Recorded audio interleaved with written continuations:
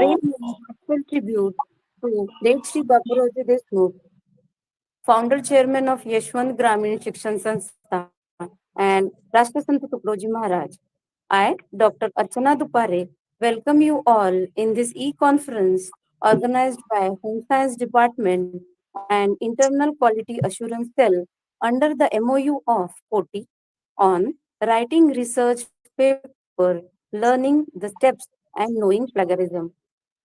Chairman of Yashwant Rural Education Society Wardha, Honorable Shri Samir Bhau Deshmukh, President of today's program, Honorable Principal Sir Dr. Vilas Deshmukh, Chief Guest of today's program, Dr. H.R. Pirulkar Sir, Principal Arts, Commerce and Science College RV, today's resource persons, Dr. S.B. Kondavar Sir, Professor, Postgraduate Teaching Department of Physics, Rashtrasanta Tukaroji Maharaj, Nagpur University, Nagpur, Dr. Mangala Hirvade Madam, Associate Professor, Postgraduate Teaching Department of Library and Information Science, Rashtrasanta Tukaroji Maharaj, Nagpur University, Nagpur. Dr. K.C. Kulkarni Madam, IQAC Coordinator and Head Department of Home Science, Convener, A.M. Chaudhary Madam, Assistant Professor, Department of Home Science, Yashwant Mahavidyalay, Wardha. Department has been always at the forefront in order to cultivate moral values and life skills among the students. Inculcating research findings in an is an essential step in the research process. This conference aims to increase understanding researchers about how to write scientific research paper by avoiding plagiarism. As the participants are from different states, English, Marathi, and Hindi language is used by the speaker. Again, I welcome you all in this e-conference. Now, I request Dr. Kulkarni Madam, IQAC Coordinator and Head Department of Home Science for introductory speech. Over to Madam. Thank you, madam. Good morning, everyone. My heartfelt tribute to late Param Pujya Daji, founder chairman of Yashwant Rural Education Society and Rashtra Santa Tukaroji Maharaj, chairman of Yashwant Rural Education Society, Honorable Shri Samir Bhau Deshmukh sir, president of this national conference, our inspiration, our principal, Honorable Dr. Vilas Deshmukh sir, chief guest of this conference, respected Dr. Virulkar sir, resource person, respected Dr. S.B. Kondabar sir, Dr. Mangala Hirwade madam, convener Dr. R.P. Chaudhary madam, all the delegates, participants, and my dear colleagues. I, Dr. Kalpana Kulkarni, on behalf of Department of Home Science and Internal Quality Assurance Cell, welcome you all to the National E-Conference on Writing Research Paper. Yashwant Mahavidyalay was established in 1960 and our vision is to provide excellent academic orientation to the learners coming from rural areas. Since its inception, we are actively upskilling the students and learners in the areas of their interest. As we work towards our vision, we are proud to conduct a national e-conference on writing research paper to help everyone learn steps on research paper writing and to know the plagiarism. Research is the key part of our academic career. Researchers analyze the information and data, but it's also very important to effectively communicate the same when we publish the scientific paper. As academicians, we are experts in our field of research, but there is a great opportunity to upskill on writing paper by keeping it original and free of plagiarism. Plagiarism is not just stealing, borrowing, or copying others' work, but it is much more than that. It is an act of fraud and is considered as a crime itself. It not only ruins one's reputation, but also affects one's career. But it is very important to understand the nuance of plagiarism as we try to excel in our career. In today's conference, Dr. Kundavar sir, Dr. Hirware madam will cover the basic structure of scientific paper, how to write it as per journal guidelines, its impact factor, citations, plagiarism, and different software adoption to minimize plagiarism. This conference is fruitful to identify common pitfalls for each section and recommend strategies to avoid them. Further, it will discuss about target journal selection and authorship. I am sure that each and every one of us will learn something valuable which will help us to write an impactful research paper. At the end, again, I welcome all of you on the eve of this conference. Thank you so much. Thank you. Thank you, madam. I now request Honorable Dr. H.R. Virulkar sir, Principal, Arts, Commerce and Science College, RV, for inaugural address. Good morning, everyone. Am I audible? Yeah. Yes, Chief patron of this National E-Conference, Honorable Suresh Bhau Deshmukh, ex-MLA Varda constituency, and Honorable Samir Bhau Deshmukh, President Yashwant Rural Education Society Varda. Distinguished and well-known guest speakers, Dr. Mangala Hirware Madam and Dr. S.B. Kundavar Sir, Dr. V.A. Deshmukh Sir, Principal Yashwant Mahavidyalaya Varda and President of this E-Conference, IQAC Coordinator and HOD of Home Science Department, Dr. Mrs. K.C. Kulkarni Madam, Convener of this National E-Conference, Dr. A.M. Chaudhary Sir, all dignitaries, teachers, researchers, students participating in this National E-Conference on writing research papers, learning the steps and knowing plagiarism. I personally warm welcome and congratulate all of you. First of all, being an innovator, I announce that this National E-Conference is inaugurated. Friends, we all know that an academically written document that provides analysis, interpretation, and argument based on in-depth independent research is a research paper. It in-depth considers a research questions, provides an original thesis statement, engaged with primary and secondary sources, and it contributes something new to the field of research. Following are some steps that guide us to write the final draft of research paper. First step is understanding the assignment, because research is assigned work. In this step, we may decide when is your deadline, what word count are we aiming for, what is the goal of the assignment, what topic can we write about. Next step is choosing a research paper topic. Here, clearly define and narrow down your topic of research.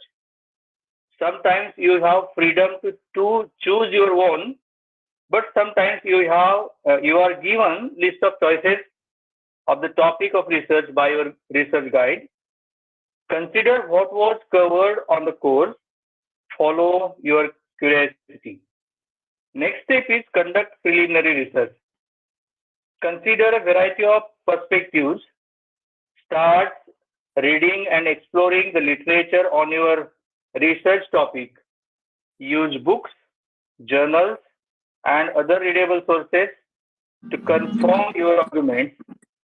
Keep notes of sources, details, and useful quotations. Next step is develop thesis statement. Thesis statement sets central argument of your research topic. It answers your research questions coherently. It guides your argument. Next step is create research paper outline. Organize your thoughts, understand the flow of instruction and how ideas are related. Ensure nothing is forgotten. Now, with this preliminary work done, now we are now ready to write the first draft of our research paper. Now, before writing first draft of our research paper, there are some steps. First step is writing introduction. What is your research paper about? In introduction, we have to write what is your research paper about. That means introduce the topic, key terms, and ideas of your research paper. Next is why is your research paper worthwhile? That means you have to tell the reader that what new insights you will offering in your research paper. Next is how will make your argument. Give some signposts about the structure of your research paper. Next, write a compelling body of the text, main part of the research paper. It contains several paragraphs and sections. Each paragraph and sections cover one idea in a formation presented in logical order and serve your argument. It contains all your evidences and arguments. Next is write conclusion. In conclusion, no new argument should be there or no new evidence should be there. Summarize your argument and central point. Reflect on limitations and suggest areas for further research area. The first draft is now ready. It turns idea into arguments, maintain forward momentum, express yourself clearly, be prepared to be flexible enough, cite your sources, etc. Now next is revision process, because first draft is a rough draft. It needs more revision. In the revision, there are few steps. Evaluating your first draft. The CRAP test is a best test to evaluate your first draft. CRAP test, C stands for currency, update information. You have given updated information. R stands for relevance, relevant to your research subject. Authority, A for authority. Where is it published and who was the author? Next is for accuracy. Where does the information come from? And last is purpose. Why was information published? Just after revision process, your second and final draft will be ready. Friends, yes, we feel have you done an excellent research and with above stepwise procedure, you have prepared a well academic written document. In terms of research paper, is it enough? The answer is no, because you have to go further to test plagiarism for more authenticity of your research document. Now the question are, what is plagiarism? What is self-plagiarism? What is accidental plagiarism? What is planned plagiarism, etc., etc. Using words or ideas of another author or researcher without proper acknowledgement is a plagiarism, simple definition of plagiarism. It is an unethical practice in academic field.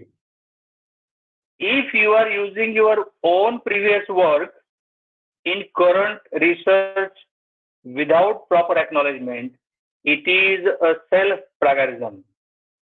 If the words or ideas of another author accidentally appear in your research work or paper, it may happen because in a world, many people can work on the same ideas in a same time period. So this is accidental plagiarism. If you are planningly or using the words or ideas of another author or researcher without proper acknowledgement, it is a planned organism. Friends, unless and until you will not screen your research document for all three types of plagiarism using plagiarism checkers available, your research document will not be authentic and that of your original research document.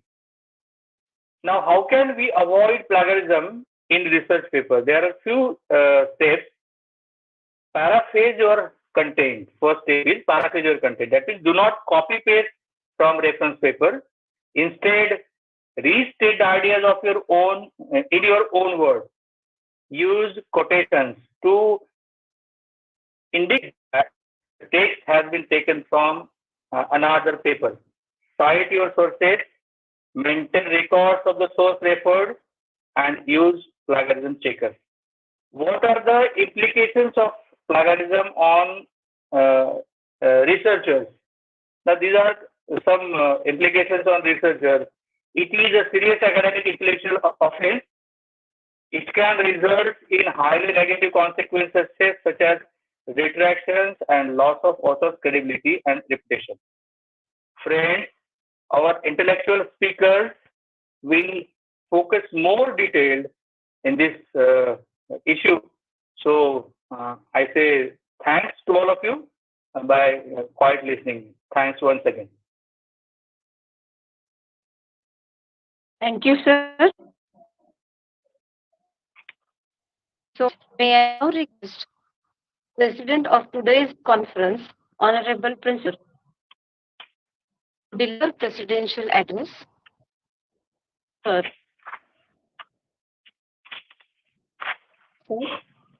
Thank you. Am I audible, madam?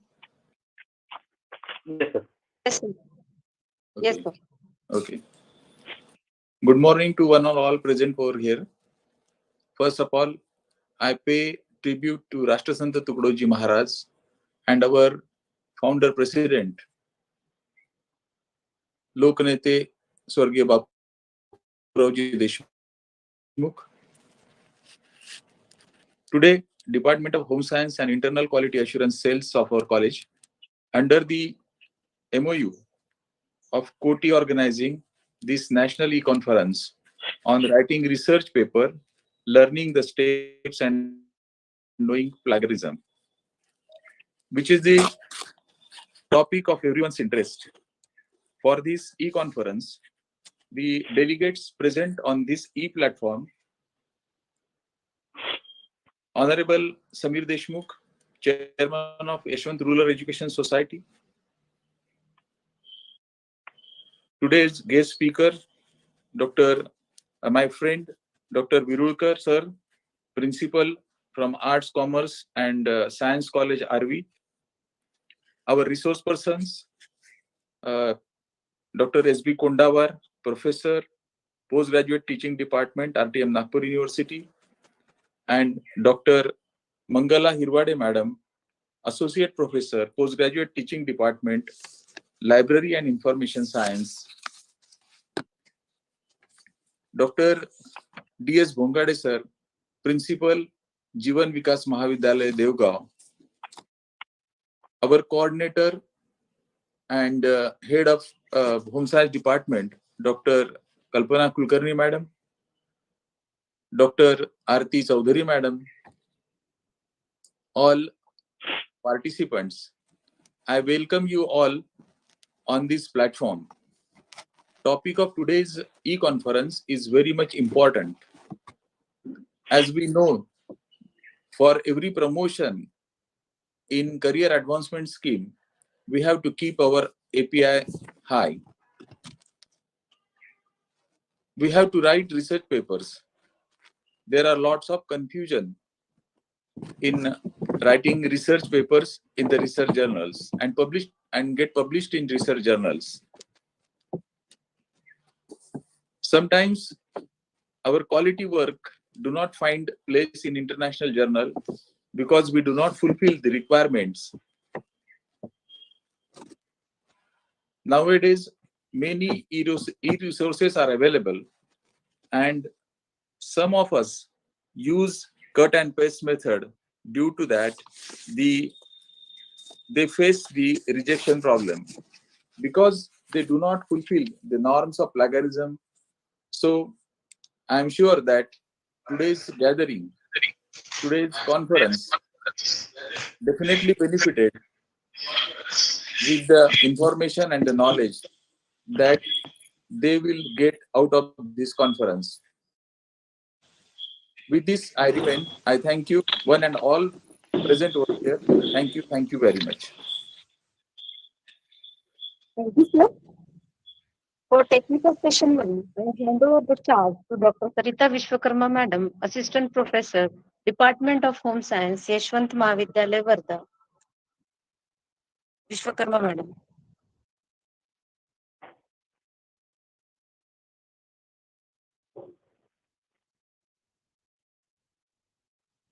Thank you, madam. A very good morning to one and all. I take this opportunity to welcome respected Dr. S.B. Kondawar sir in the technical session 1. It's indeed a great pleasure and privilege to introduce resource person of technical session 1, Dr. S.B. Kondawar sir. Presently, sir is working as a professor in postgraduate teaching department of physics, Rashtriya Sant Tukaroji Maharaj, Nagpur University, Nagpur. He is having 33 years of teaching and research experience. He had published 146 research papers in international journals. He had given invited talks in many international conferences held in Singapore, China, Turkey, USA, South Korea, and Taiwan. Under his supervision, 25 students have been awarded PhD degree, 2 students have submitted thesis, and 6 students are presently pursuing PhD. He has received many awards. To name few: Advanced Materials Letter Scientist Award 2013, International Award Outstanding Scientist Award 2020, Best Researcher Award 2020. Along with that, he had completed many research projects such as 4 UGC sponsored major research project, 1 UGC sponsored innovative program, 1 DST sponsored project, Fund for Improvement in Science and Technology. Apart from that, he had published 2 books and contributed chapter in 16 books in the field of nanotechnology. Once again, I welcome Dr. Kondawar sir, and on behalf of Yeshwant Mahavidyalaya, Varda, and requested him to deliver his speech on the topic writing research paper, learning the steps. Dr. Kondawar sir. Thank you, madam. Thank you. Thank you so much. I am audible now? Yeah. Yes, sir. Yeah.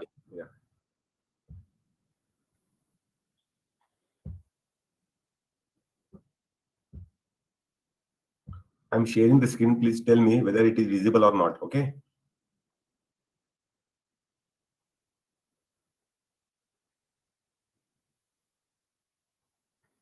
Yeah, visible. It's visible. Yeah. It's okay now. It's clearly visible, and I'm also audible now. Is it? Yes, sir. Yes, sir. Yeah.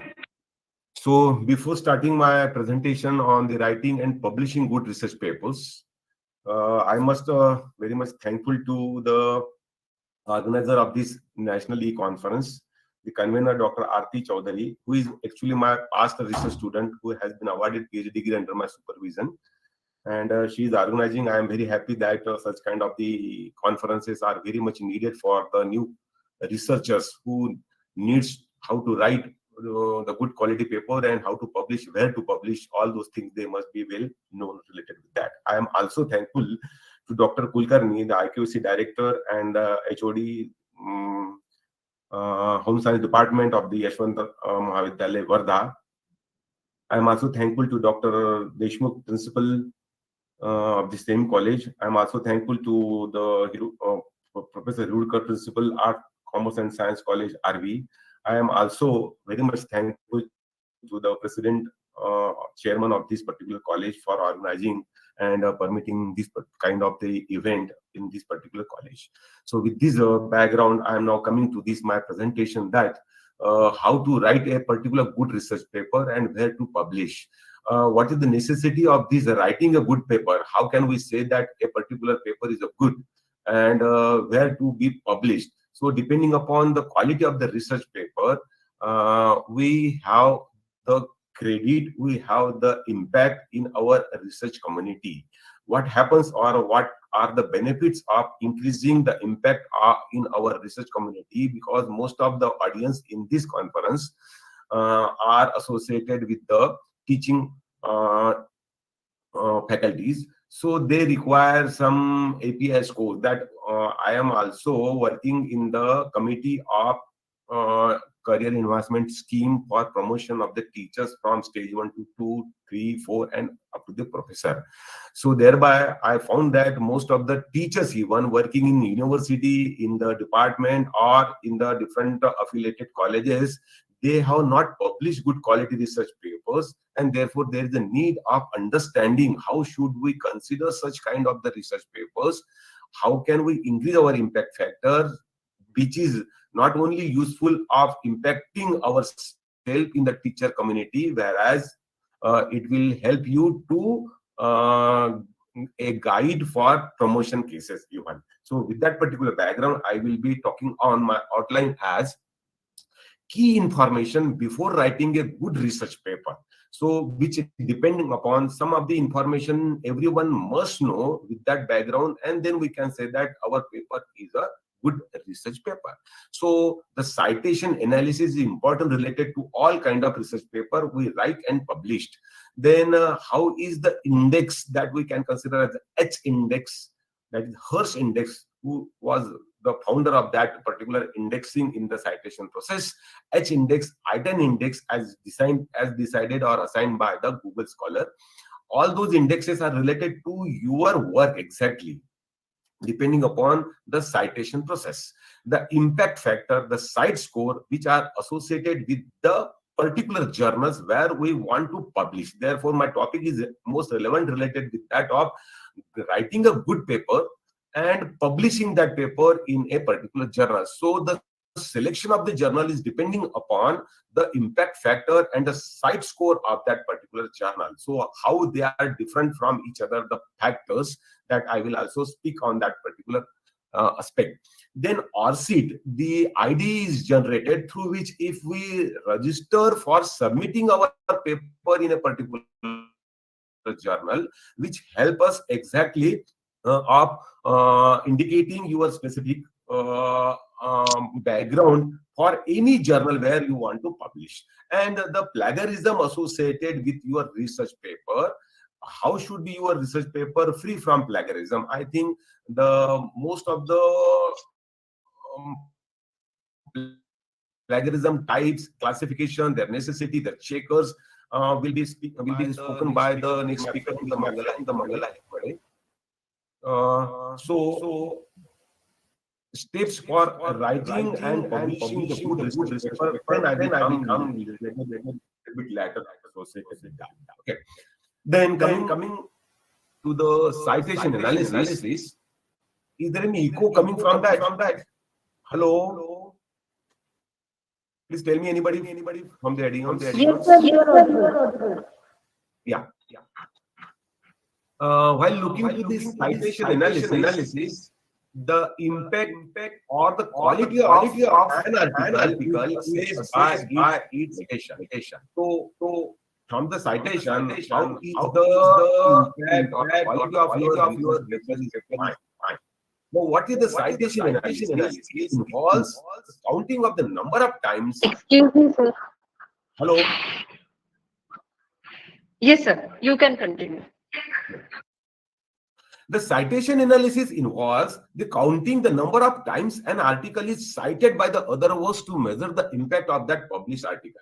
So that is depending upon the citation of your published article. Cited, which means that the how many number of pupils cited the number of times in the of your published article. That is related with the analysis given by the citation, which decides your indexes as H index, item index, and accordingly the impact factor and the citation site score of the given journal will be decided, and you will have a good impact or a quality of your published work.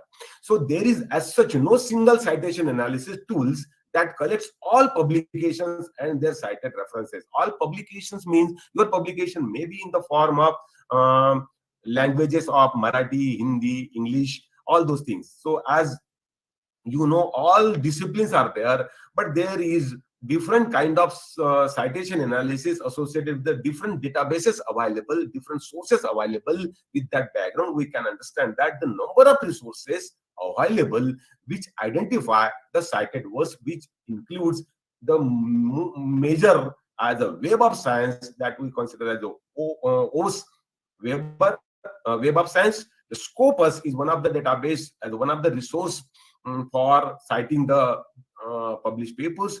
Google Scholar is very common, and there are so many other resources available right now. Then how does we consider those major resources consider for the citation analysis? So as we know that the Web of Science is an online subscription-based scientific citation indexing service originally produced by the Institute for Scientific Information, ISI, now maintained by Clarivate Analytics, so which keep the track of all published works related to a particular published journals in the field of arts, humanities, sciences, social sciences. Web of Science database allows deeper search of published papers dating back to 1900s, which means that most of the research articles are covered right from the 1900 till date in the database like Web of Science. So that is the analysis done by the Web of Science for all such around 120 years keeping in track. There is another resource, there is another source of citation analysis taking place as a Scopus, which provide the citation counts for articles indexed in the Scopus, but it is limited to the article written in 1996 and after. So it is taking the track of all those papers published between 96 up till now. It indexes the journals from over 4,000 international publishers. One of the important publisher associated with the Scopus is the Elsewhere. So the science background researchers are mostly using the Elsewhere as the publisher in that particular indexing through the Scopus process. There is another one which is very common. So you can search through this Google Scholar for any researcher worldwide. So if you want to search for the Google Scholar as Albert Einstein, everybody knows. Okay, related with that, you can have the impact of him throughout the all his research background worldwide. So Google Scholar is a very common platform which provides the citation counts for articles found within the Google Scholar. So it is very common. Some of the papers which are not indexing in the Scopus, not indexing in the Web of Science, they gets indexing in the Google Scholar. Therefore, your impact through the H index, item index would be more in Google Scholar as compared to that of the Scopus and Web of Science.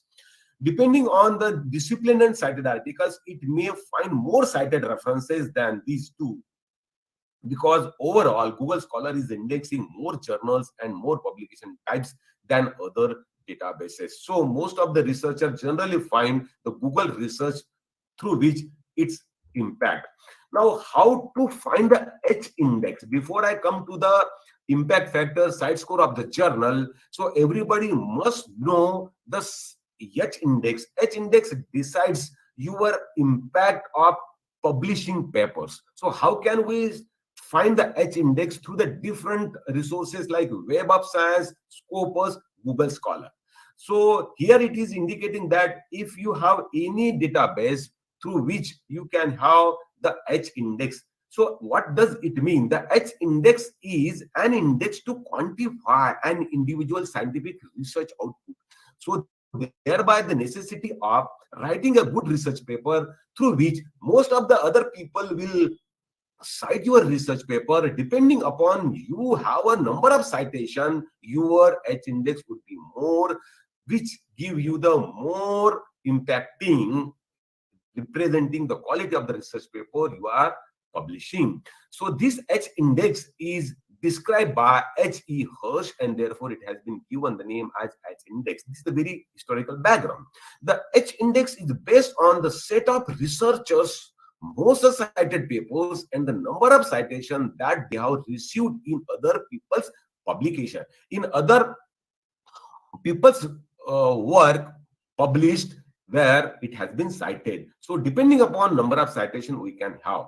So a researcher, for example, if I want to find what is my H index, then which has H index equal to n if number of papers n out of all papers have at least n citation each, which means that here, if for example I have published 15 papers throughout my life, okay, I have published 15 papers throughout my life. Out of all those 15 published paper, here paper 1, paper 2, up to 15 number of paper.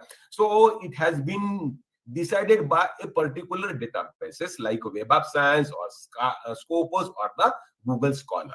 Just take an example of a Google Scholar. So all those papers having certain number of citation. So it is starting from higher number of citation to the lower number of citation. So it seems that 24 is the number of citation for the paper number 1. 21 is the number of citation for the paper number 2, and it is decreasing. Now, if I found that, so the number of citation is decreasing in the particular direction, but there are the 6 papers having the citation 6 or more than that, and therefore my H index is now 6. So H index is 6 for my all 15 papers, because there are 6 papers having the citation each equal to 6 or more than that. So 7 is more than that. But if I look to this 7th paper, the citation is 5. It is less than this. So if I want to see that I should have a H7, it should have 7 or more than 7 citation.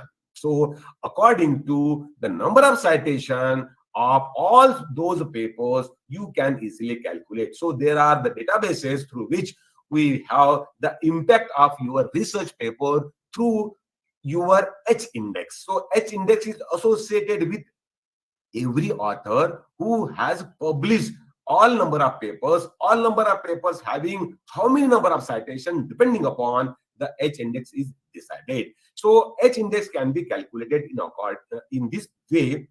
So graphically, it is also shown that, so it is related to the number of citations starting from 0 to the 15. And here you can look to this number of citations. So those citation is associated with, there is the 6th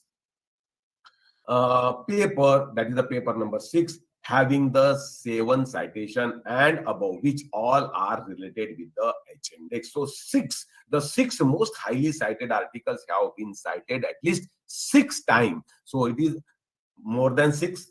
It is more than 6. It is more than 6, and so on. This is the way of calculating the H index. Now come to the particular point out. Here you can see that if I found myself as a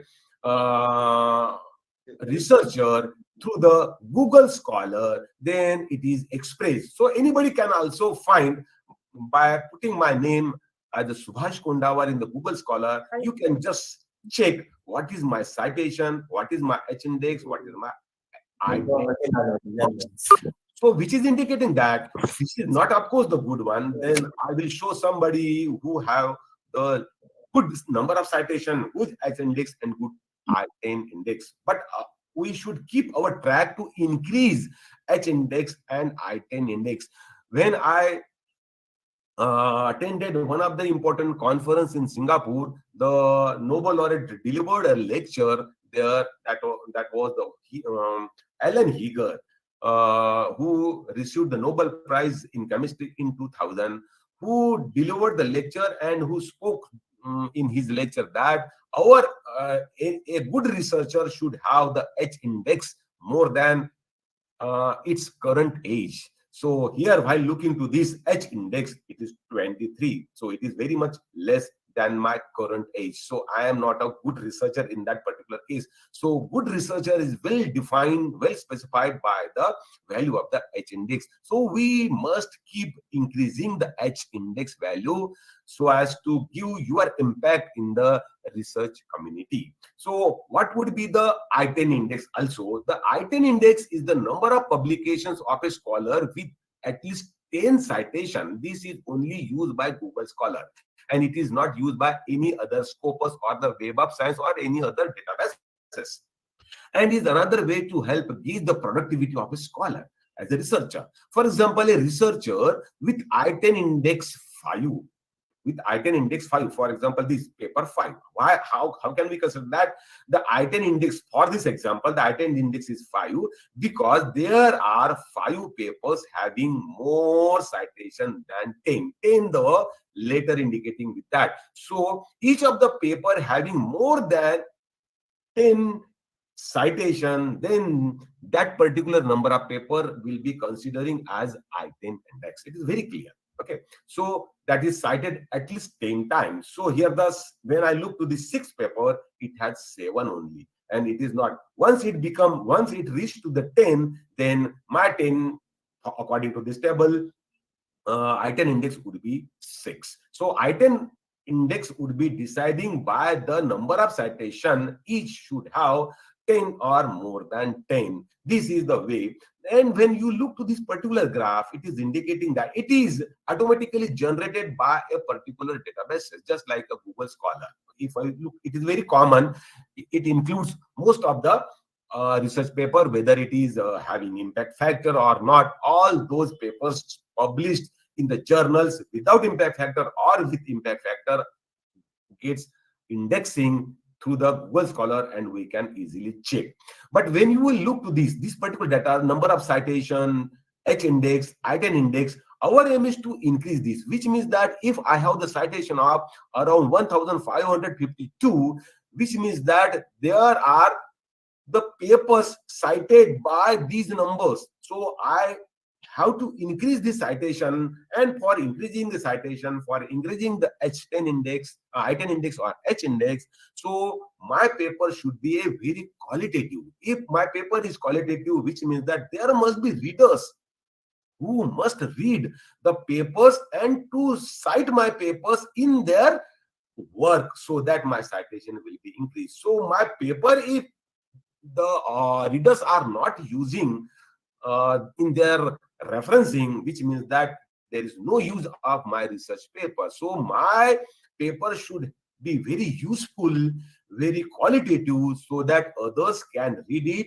and use it in their reference set, which is indicating my citation in the research community become increasing. So some of the researchers you can find, the great researcher, these are the very famous now. So everybody knows C.N.R. Rao. So who is the Indian researcher, the highest civilian award received by him as a Bharat Ratna in our research community.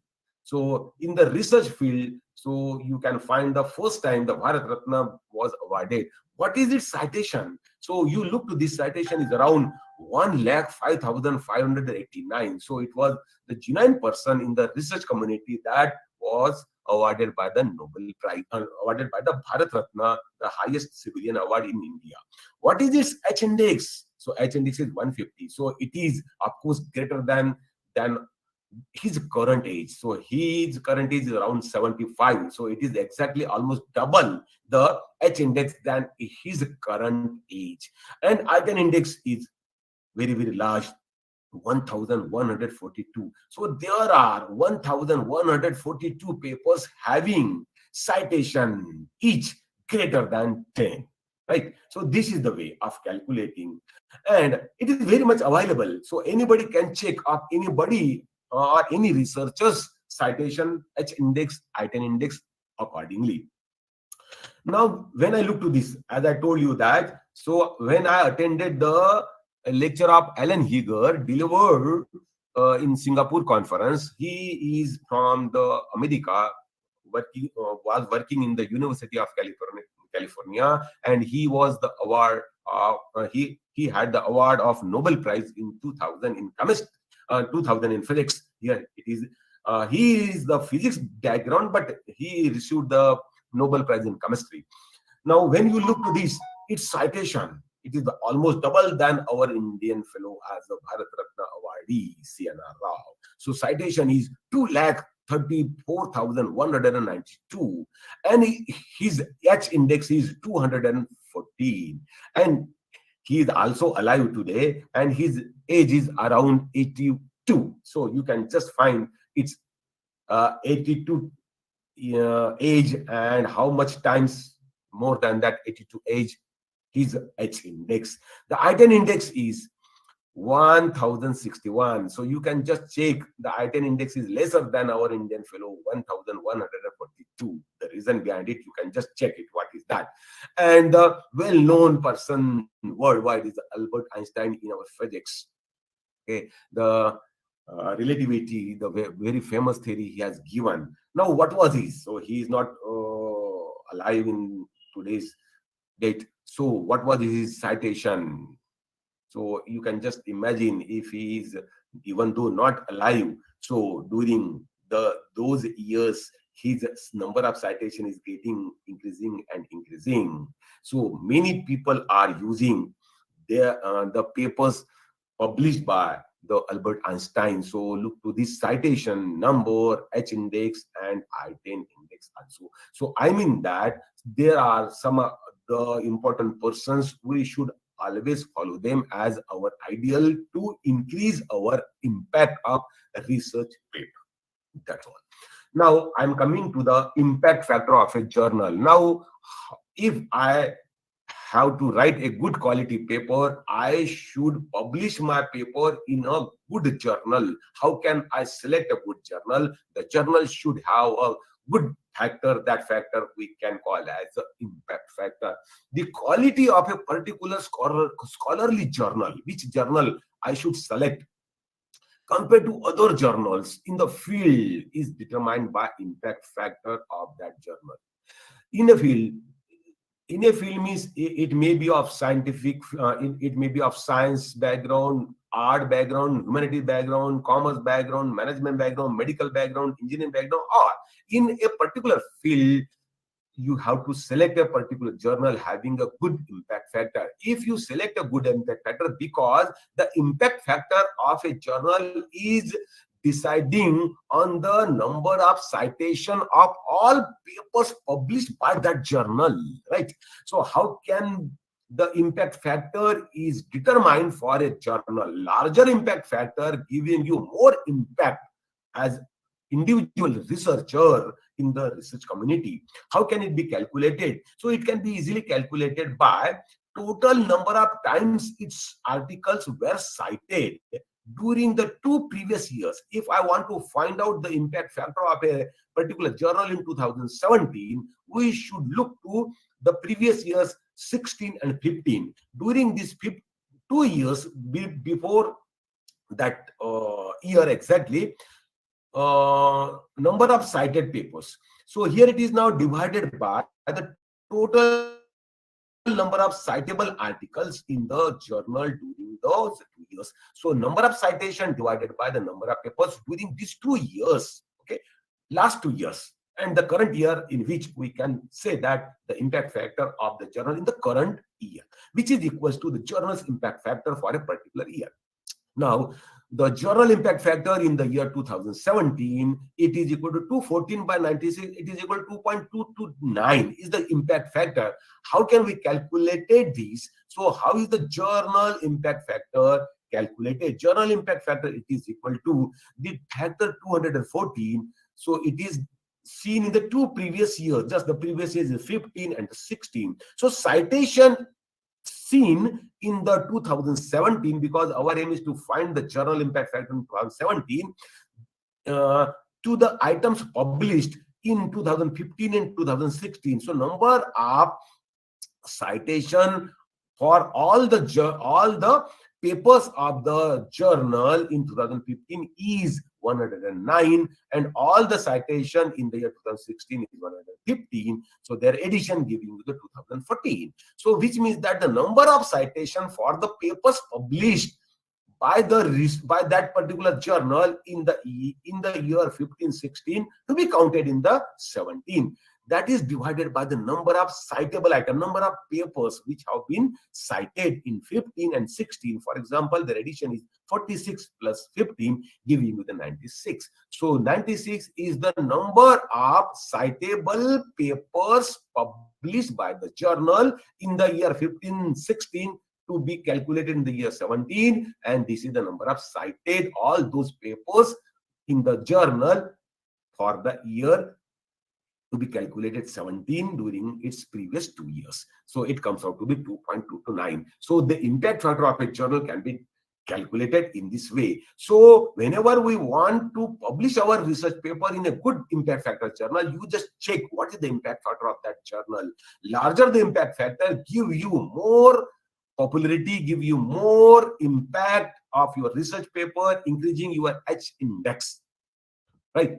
So there is another way of selecting the journal, another way which has been recently introduced as a cite score apart from the impact factor. Now we will see later what is the difference between the cite score and the impact factor associated with the journal for our selection for publishing our research work in that particular journal. So what does it mean? Cite score is the number of citations issued by the journal in 1 year to documents published in the 3 previous years. Means cite score is related with the previous 3 years, whereas the impact factor is related with the previous 2 years. That is the simple difference.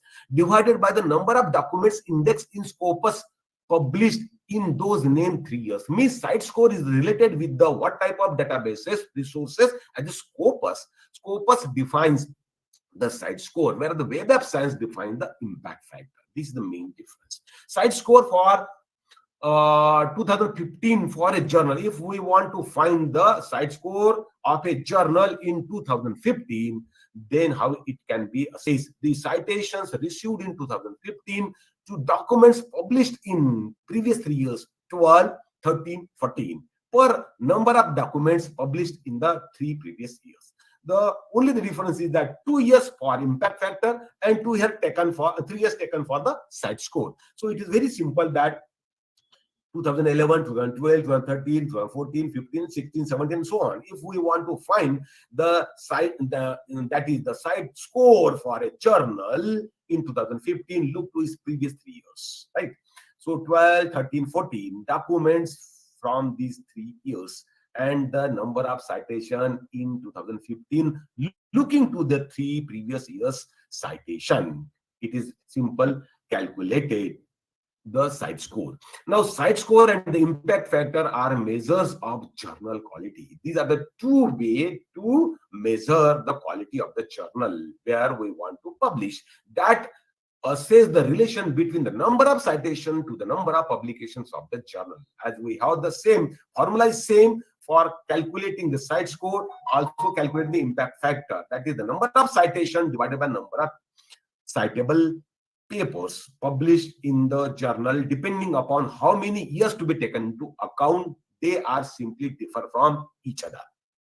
So which is indicating that citation received in 2015 in Scopus, that is cite score. Cite score is related with the Scopus as a database, keeping track of the citations associated with the published paper in the different journals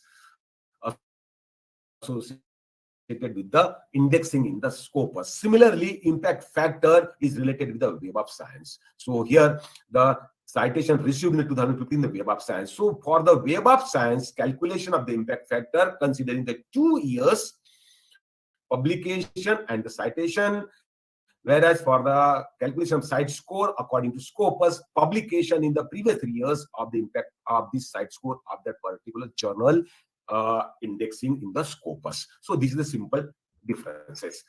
Now coming to the particular point of plagiarism, I will not speak much more because I came to know that Madam Mangala Hirwade is going to be delivering the lecture on the plagiarism. How should be your research article free from plagiarism? but have a look of in general what does it mean. Plagiarism is the representation of another author's language, thoughts, ideas or expressions as one's own original work. जैसे कि हम बोलते हैं कि ये हमारा काम है, हमारे काम में हम इन लोगों का कॉपी करते हैं, that is just like a plagiarism. We don't copy from the others' work related, that would be the plagiarism. How can we decrease the plagiarism in our work? It is considered a violation of the academic integrity and a breach of journalistic ethics. The best way of avoiding plagiarism is to learn and employ the principles of good academic practice from the beginning of writing your research paper. इसका मतलब ये है कि हम जब अपना research paper जब लिखना शुरू करते हैं उसमें हमारा कोई plagiarism नहीं होना चाहिए. If we want to copy from others, it would be the plagiarism. So there are different checkers worldwide online available through which you can also check the plagiarism, if any, in your paper. So the checker, plagiarism checker, how should be your plagiarism free from? How should be your paper free from plagiarism? That can be well checked. And some tips you can also note down related with that, how to write a research paper without plagiarism. There are 4 steps associated with that. Your text should be of paraphrases. Your text which you are using in the your paper should be well cited. You have to have a quote associated with the some material you have taken from other resources, and you have to give them a particular referencing in your research paper. If you follow such 4 steps, then your paper may be free from plagiarism, which also needs to check through the certain checker. So it is in general which indicate that your paper should be free from plagiarism, because plagiarized paper cannot be published in any good indexing, having impact factor or site score journals, right? Now then I come to the particular point of keeping in mind all those in general associated, how should be your paper publishing in a good research. So my here point is that how to write and publish great research papers. Okay, keeping in mind key information before you begin. What are the information you must keep in your mind before writing a particular paper, right? Select your audience, which means that who would be the reader of your paper, that you have to first select. Accordingly, the journal can be selected to be published. Before writing all those things, you have to keep in mind the article structure. What should be the structure of the article to be published in a particular journal? So I will be speaking on those particular aspects during this particular presentation within given time. Then how would be the review process and editorial process to publish your work? All those things related with starting from writing a paper and the paper gets published in the journal, which will be in your hand. Then you would be very happy once you get the published paper in your hand, right? This is the entire process I would like to share through this particular presentation. Now, coming to the particular point of that, how would be the research paper? Now, always keep in mind that your published papers as a permanent record. So you don't try to publish a paper in any journal. That would be a very permanent record. So the paper should have a certain impact. Who needs the more readers to read it? Who needs more citation for a particular journal, for a particular paper, so as to increase your impact, increase your item index, increase your H index. So it is a permanent record which cannot be removed from your research eternity, right? As like your passport to your community. That is a particular point. Keep in always mind that don't be hurry to publish your work once you finish writing of your research paper. Before that, how should be your paper, that we want to consider that. What are your personal reason for publishing your papers? So I know that यहाँ पर जो भी attendees हो गए, ये ऐसा है कि most of the attendees are having PhD or pursuing PhD, they need the publishing of your paper for getting PhD. ऐसा भी हो सकता है, right? So here in this particular case, PhD degree, are you writing a paper to be published for getting the degree of PhD? Second one, for getting funding for your research work, whether you are going to publish your work, that is another point. Third point is that, are you writing a paper and publishing a paper to get you promoted? All those things, and different also personal reasons for writing a paper and publishing. So this indicates that here, keeping in mind all those things, however, there are reviewer, editors, and the research community don't bother your personal reason for publishing. So here, which indicate that you should have a quality research paper irrespective of your all those personal reasons. Don't keep in your mind what is your personal reason of publishing. Only try to write a quality paper so that there would be warrant for publication to be decided by reviewer and the editor of the concerned journal having good impact factor. Okay. What to publish then? Before writing your original research paper, keeping in mind all those things, what to publish? Consider to publish new and original results or methods. So you should have some original results, not a duplicate results. Write original methods also, and novel. That is a new, means some kind of novel, original research or methods that we should have. Reviews of particular subject or field. Reviews means you have a knowledge of a particular field by understanding through the literature survey or literature reviews. You are now able to write a review from others published work. Then you are able to write a review. So you should have a thorough knowledge right from the beginning to till date what happens in a particular field. For example, if I am going to prepare a nanomaterial, which kind of nanomaterial? So what is the historical background of that particular material? How those public use for application point of view, all necessary things to be given in a particular review. So it becomes very difficult for the ordinary people or newcomers as a researcher for writing a review. Review can be written by the well-learned researcher who has a great knowledge about all field of research. So these are the things to be published.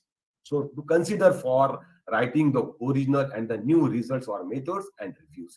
Do not consider to publish results with lack of scientific interest. So you don't be hurry. You have a scientific research results, but if you have a lack of scientific interest, don't try to publish those papers. Outdated work. So if you have a research work today, you consider that good, but if you look through the literature reviews, you may say that अरे यार ये तो मेरा research work मैंने जो किया ये तो बहुत आउटडेटेड हो गया. So outdated work cannot be published. Duplication of work already published. तो हो सकता है कि हम अभी काम करना चालू करते हैं लेकिन किसी ने पहले ही पब्लिश करके रखा है, हमको नहीं पता. That becomes a duplication. हम जब पब्लिकेशन के डायरेक्शन में जाते हैं रिसर्च करने के बाद, तो that becomes a duplication. Incorrect data. हमारे पास जो भी डाटा जनरेट हुआ है वो इनकरेक्ट नहीं होना चाहिए. And incorrect conclusion not to support the data. ये भी अगर ऐसा है तो हमको ये नहीं मिलेगा पब्लिकेशन के डायरेक्शन से. You need a strong manuscript to present your contribution to the scientific community. So your manuscript should be very strong. How should be strong? What are the parameters to be a very strong manuscript? That is the direction towards you are writing a good research papers. So strong manuscript means good content. The content should be novel, useful, and exciting, which means that the paper should be excited to the researcher, that is the reviewer and editor, who consider your paper as a really the warrant publication, and therefore it would be very easy to be accepted in a very small time. So your the content should be very novel, useful, and exciting. So your paper should be like this before writing or before starting your writing of the paper. Should have a good presentation. मतलब हम paper right कर रहे हैं, वो publish करने के लिए जब सबमिट करेंगे तो उनका प्रेजेंटेशन कैसा होगा. Presentation, how to present our research paper to be published, to be sent, to be submitted to the editor. So it should be very clear, understandable, logical and grammatically constructed. ये अगर सब कुछ है तो वो editor हमारे paper को consider करेगा. ये जरूरी नहीं कि ये सब दोनों फैक्टर होने के बाद में भी वो डायरेक्टली एक्सेप्ट करेगा. That I will speak later on about that. Good conclusive मतलब कैसा है कि हम हमारे पेपर में जो कॉन्क्लूसिव पार्ट होता है वो बहुत इंपॉर्टेंट होता है. उसमें से हमको बहुत कुछ इंफॉर्मेशन देना है जो एडिटर को इजीली समझ में आ जाएगा. So reviewers and editors are able to grasp, easy समझ में आना चाहिए उनको, the scientific importance of the conclusion drawn. जो हमने कंक्लूजन लिखा उसमें से साइंटिफिक इंपॉर्टेंट क्या है, मतलब अभी तक उसका कुछ साइंटिफिक इंपॉर्टेंट किसी ने बताया नहीं है, ऐसा अगर कुछ पेपर होगा तो it has a warrant publication. Okay. Now, key information before writing. Coming to the particular point, find out what topics are exciting. मैंने पहले बताया नॉवेल होना चाहिए, न्यू होना चाहिए और एक्साइटिंग होना चाहिए एडिटर्स के लिए. तो हमको कुछ पेपर्स देखना पड़ेगा इसके पहले बिफोर राइटिंग. मोस्ट डाउनलोडेड, एक आधे जर्नल पर जाकर के उसके पेपर देखो, मोस्ट डाउनलोडेड दिखेंगे. मोस्ट साइटेड, कितने साइटेशन मिले हैं वो उस टाइप के पेपर में, उस टाइप के वर्क में. मोस्ट शेयर, ऐसे पेपर्स कितने शेयर हो चुके हैं, तो वो टॉपिक हमको ढूंढना है, वो टॉपिक में हमको रिसर्च करना है सबसे पहले. अगर हमने वो हो गया तो हम राइटिंग की तरफ चलते हैं. Then find out which journal is right for our manuscript. So as I told you at the beginning that the journal should have high impact factor, high site score. The papers published in the journal, that papers associated with the researcher should have a high H index, and you have to compare the journal with other journal. There is a comparison of journals. So you have to select the right journal for publishing your paper. So all those things you should keep before writing your research paper. Find out more about the journal. Who are the editors? So editor also play the great role. So you can find whether the editors belonging to Asia, whether the editor belong to America, UK, Europe, all those things. Editor play the also a role for easy way of publishing your article.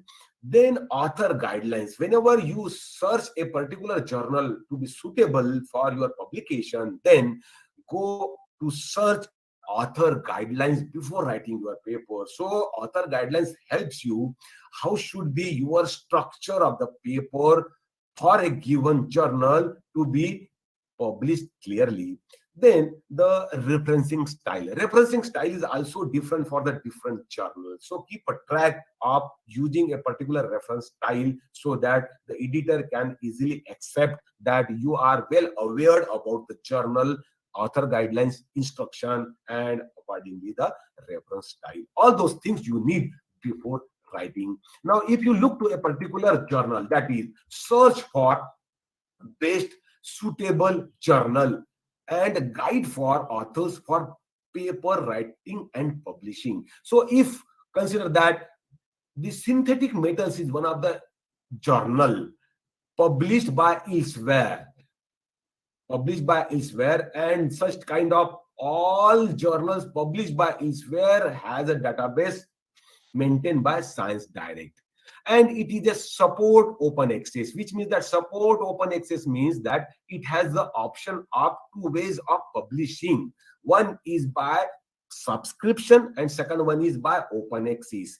But subscription indicates that you don't pay anything for your published articles, but through open access means you have to pay either by yourself as an individual or by your institute where you are working as a researcher, but it needs some payment to open access. But it has the advantage of open access that it is open air publication, which means that anybody worldwide can read your paper can cite your niche, which means that you have more citation if you want to publish through open access, but it's chargeable. So I don't recommend that you go for open access because it is a heavy charging.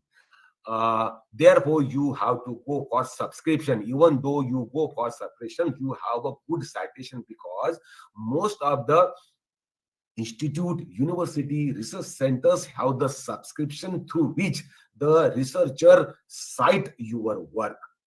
Okay, and therefore the subscription is a good option for publishing your work without charges.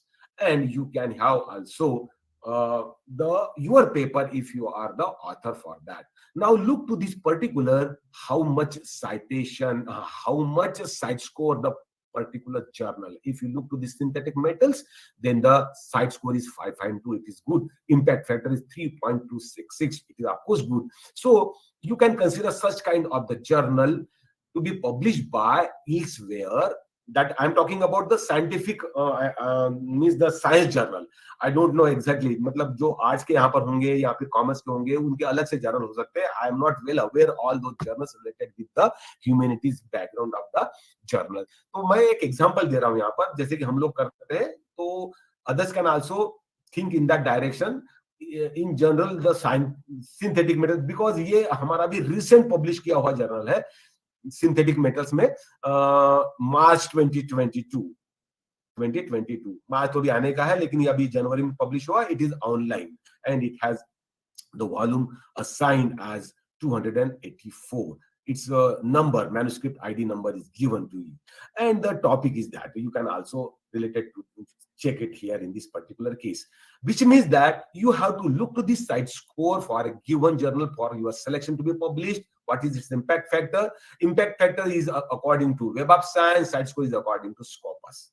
ठीक है. So submit your article. यहाँ पर आप जा सकते हो. Guide for authors यहाँ से आपको मिल सकता है, right? So guide for authors. So you can also have different volumes, different journals. You just find the downloading of the most cited papers through which you can understand that how should be your paper to be published by this journal of scientific methods. One of the example like this. Okay. So this is an example. So this is associated with the guide for authors for the scientific methods. So there may be different guide for authors for the different journals. ये सबका दिया होता है. जब कभी आप online पे चलते हो तो कोई भी जर्नल आप सिलेक्ट करते हो तो उसमें गाइड फॉर ऑथर्स आएगा. You have to go through all those points one by one so that you can write a good paper, right? So looking to the background of guide for authors for your better writing, selection of the journals, and then one important point you can also see here, the DOI number, which means that digital object identifier, through which you can access your paper worldwide. So this is the DOI number assigned to this particular title published in the volume of this journal having this manuscript ID in the year. Okay, that is well manipulated automatically by Scopus, Google Scholar, then Web of Science, and different indexing databases also. So there should be a DOI. So again, it is indicating that the year, manuscript number, then here it is the ID of the journal, synthetic metal. So every paper, research paper, once it is published, receive this DOI. सभी ऐसे paper को, individual paper को ऐसा DOI होता है. Then get rights and content. Get rights मतलब if you want to reuse of any other works in your paper, तो आपको permission लगती है. That is get rights. So you should have a rights. You should have a permission of the journal publisher so that you can reuse those content in your paper. So I am looking to that particular permission for reuse of any content. तो आपको अगर plagiarism से हट के जाना है तो ये आपको परमिशन लेने की जरूरत है, तो आपको प्लेगरिज्म में नहीं फंसते. So this is indicating as a copyright clearance center through right links. यहाँ पर हम अगर जर्नल की ये साइट पे जाके क्लिक करते हैं तो ये साइट ओपन होता है. So there you need to create an account. So I have already account. I'm showing you a particular need of account for reusing of any other's work in your paper. अगर किसी को ये मेरा publish किया हुआ paper में से कुछ रीयूज करना है तो वो ऐसे इसमें जाएगा और then he can find the different forms to be filled. यहाँ पर अलग अलग फॉर्म्स ओपन होंगे ऑनलाइन में और आपको भरना है और आपको कौन सा फिगर रीयूज करना है, कौन सा कंटेंट रीयूज करना है, कौन सा टेबल रीयूज करना है, कौन सा इलस्ट्रेशन यूज करना है या फिर कंप्लीट यूज करना है। All facilities are given there. Now there may be question, is it chargeable? Do we get the permission free of cost और it needs some chargeable? So यहाँ पर मेक माई selection जब आता है, मेक माई selection, तो हम यहाँ पर फिलअप करते हैं कि मैं एक एकेडमिशियन हूं, मैं एक यूनिवर्सिटी में काम कर रहा हूं, तो यहाँ पर आपको फ्री होने के चांसेस है। But another point is that the work from this journal, this article to be reuse in which publisher, कौन से दूसरे पब्लिशर में जा रहे हो, तो ये पब्लिशर टू पब्लिशर ये चार्जेबल हो सकता है। तो इल्सवेयर में अगर जा रहा, अगर ये पेपर इल्सवेयर के पब्लिशर के थ्रू पब्लिश हुआ है और आपको इल्सवेयर के दूसरे जर्नल में दूसरा मटेरियल आपको सबमिट करना है, कोई चैप्टर सबमिट करना है, कोई रिव्यू आर्टिकल सबमिट करना है, तो इल्सवेयर का ही हो, तो अगर आपको ऐसे परमिशन मिलती है तो you get a free of cost permission to reuse of from publisher elsewhere to elsewhere. So ये दो ऑप्शन है, आपको चार्जेबल हो सकता है या नहीं हो सकता है, depends on how to use up the earlier work into different work। अगर ये मेरा ही पब्लिश वर्क है, मुझे ये यहाँ से कुछ वर्क मुझे कैरी फॉरवर्ड करना है, रीयूज करना है, फिर भी मुझे परमिशन लगती है। That is very interesting. मतलब ये मेरा ही है लेकिन मुझे परमिशन लगता है because once I publish my work in a particular journal, so journal publisher gets complete right from myself, मेरे तरफ से पूरा राइट ले लेते हो, तो my rights is associated with the journal. मुझे कोई राइट नहीं है मेरा रीयूज करने के लिए मेरा ही work in my different journal. तो आप समझ गए होंगे ये प्रोसेस। तो मैंने मेरे पूरे राइट्स दिए हैं, मैं उनको राइट देता हूं तभी वो पब्लिश करते हैं, right. So there is a copyright which I have been given to my publisher, so I don't have any rights to reuse now, even though my work is to be reused in my other work. Okay, this is the point. Now, if you have a particular good quality paper written and it is in your hand, then we try our level best to submit. Then we search for the journal and we go. If you have selected a particular journal, you go on that journal. Just like if you have selected the synthetic methods, I'm giving you the example only. I have so many journals published, but here it is a recent journal, therefore I have taken a simple example. ये केवल मैंने एक simple example लिया है, science background के लोगों के लिए दिखता है, केवल आर्ट और कॉमर्स बैकग्राउंड के लिए अदर जर्नल सिलेक्शन आपको करना है। तो आप ऐसे क्लिक करेंगे, आपको पहले एक रजिस्ट्रेशन करना पड़ेगा इसमें, तो यहाँ पर आपको लॉगिन आईडी और पासवर्ड भी मिलेगा। यहाँ पर आपको एक और चीज दिखती है, दैट इज ऑर्सिड आईडी। तो यहाँ पर आप लॉगिन करोगे, आपका एक ईमेल आईडी होगा लॉगिन आईडी और एक पासवर्ड मिलेगा, उससे आप यहाँ पर लॉगिन करके सबमिट कर सकते हैं। But I recommend you to create your ORCID ID. That ORCID means open researcher and contributor identifier. ये जो है, अगर आपके पास ऑर्सिड आईडी है तो आपको यहाँ पर डाटा फिलअप करने के लिए, अपनी खुद की डाटा फिलअप करने के लिए हमेशा टाइप करने की जरूरत नहीं पड़ती है। तो क्या आपका एक पेपर पब्लिश हो गया तो ये काम हो गया, ऐसा नहीं है। आपको अगर बार बार पेपर पब्लिश करना है, डिफरेंट जर्नल्स में भी जाना है, but you should have a research identity first created. Just like if you look to this my name, I have an ORCID ID that 00, this is a 16 digit, just like our Aadhaar card होता है India में, ऐसा एक ऑर्सिड ID बनता है, सब researcher का बनता है। अगर आपको बनाना है तो ये जरूरी नहीं कि सबके लिए बनाना जरूरी है, लेकिन अगर आप ऑर्सिड आईडी से जाते हो, मतलब log in through ORCID ID, then automatically your data will be uploaded. जैसे हम आधार कार्ड के थ्रू जाते हैं कई और डिफरेंट साइट्स में और आधार के थ्रू नंबर डालते हैं, तो वहां पर अपने को एक ओटीपी आता है, उस थ्रू हमारी इंफॉर्मेशन डायरेक्टली फिलअप हो जाता है, राइट। अपना फोटो भी वही ऑटोमेटिक आ जाता है, अपने पैन कार्ड डिटेल सब कुछ वहां ऑटोमेटिक थ्रू द लिंक बोलते हैं हम आधार से, वैसा यहाँ पर एक लिंक होता है। So that becomes a good idea, good habit to have a ORCID ID through which we can have a publication through a good research journal, right? Now, coming to the point that how should be your research paper? It has a general structure. So the general structure of a research article, everybody knows. अभी मान के चले कोई नए होंगे तो उनको भी पता लगेगा, और कोई पुराने हैं यहाँ पर अटेंडेंस, उनको तो पता ही है already.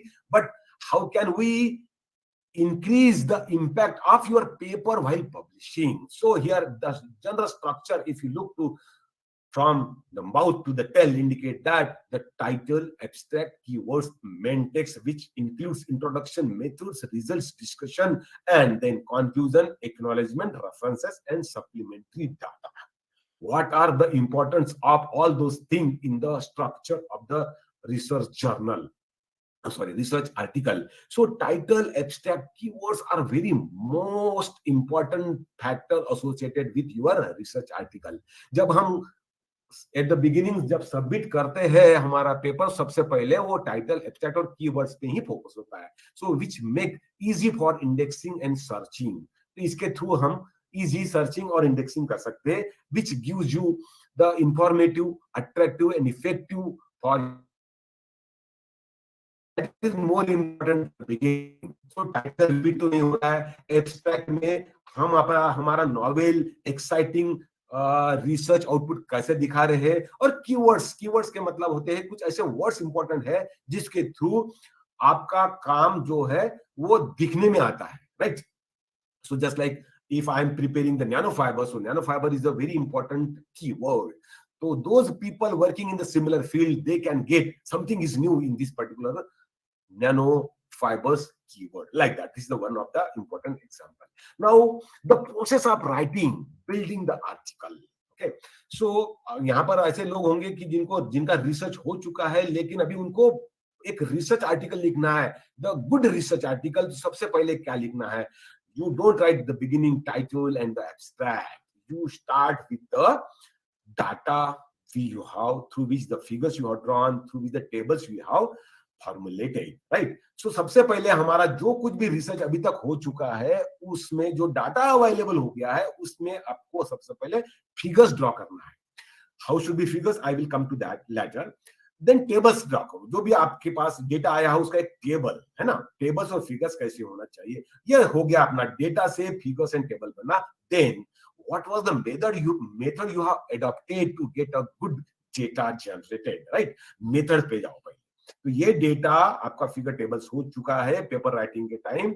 Then go to methods. What methods you have followed? ये कौन से आपने मेथड यूज किया है through which the data is generated? You have drawn the figures, you have a particular tables. Then results. ये figures और tables को देखते हुए आपको results लिखना है. What particular results you have? Then from the results you have to interpret it. Graph से, table से आपको जो रिजल्ट मिला है, वो रिजल्ट को आपको क्लियर इंटरप्रेट करना है. That you have to discuss through your presentation. Discussion part, ये डिस्कशन पार्ट जो है वो इंटरप्रिटेशन रिलेटेड है. मतलब रिजल्ट तो आ गया है, लेकिन आप उसको अच्छे से लिख नहीं पा रहे हैं, उसको उसके थ्रू आपको दिखा नहीं पा रहे हैं, तो ये जरूरी है discussion part. So methods, results, discussion, ये हो गया second part for writing the good research paper. The steps. Third one, then write a conclusion. ये आपका डिस्कस हो गया result exactly. Then you have to come to the conclusion में आपको वो एग्जैक्टली फोकस करना है. The novel work you have to conclude, जो अलग हटके दिखना चाहिए, right? Then come to the introduction. Most of the researchers directly write introduction first, but I recommend that you should go little bit later for the introduction, after getting figures, tables, methods, results, discussion, and conclusion. Because the introduction is also very much important part of your research article. Why it is important? Because यहाँ पर हम क्या करते हैं कि ये historical background से अपना फील्ड यहाँ फोकस करने की कोशिश करते हैं. इंट्रोडक्शन मतलब we are introducing our work. Our work मतलब अपना ये खुद का अलग से एक वर्क नहीं है. ये जो है हम लोगों ने रिसर्च रिव्यू आर्टिकल देखते हुए वर्क किया है, तो उनका यहाँ पर फोकस करना जरूरी है, बैकग्राउंड देना जरूरी है. Right the background of the work already existed. but looking to the drawbacks, lacunas of their work, what they have not clearly focused, all those lacuna to be recovered in your presentation. At the last, in the introduction section, you have to mention what you have done specially, which is exciting work, which is not included in others work. ये जरूरी है introduction section में mention करना. Introduction होने के बाद then you are well aware with your research article, आपके पास सब कुछ है, then you can have a good title at the beginning, then you can write a summary of your research article that we often call as abstract. तो आपको एक abstract बनाना है. How should be abstract? इसके बारे में भी मैं एक स्लाइड पे बताऊंगा. इसमें बहुत ज्यादा डिटेल्स नहीं देना है. यहाँ पर लिमिट होना चाहिए 250 वर्ड्स की, उससे छोटा होना चाहिए. 100 to 250 वर्ड्स के बीच में अगर आपका एब्स्ट्रैक्ट बिल्कुल हाईलाइट कर रहा होगा आपके पेपर को, it would be the good research paper getting warrant publication in most of the highly side score or impact factor journals, right?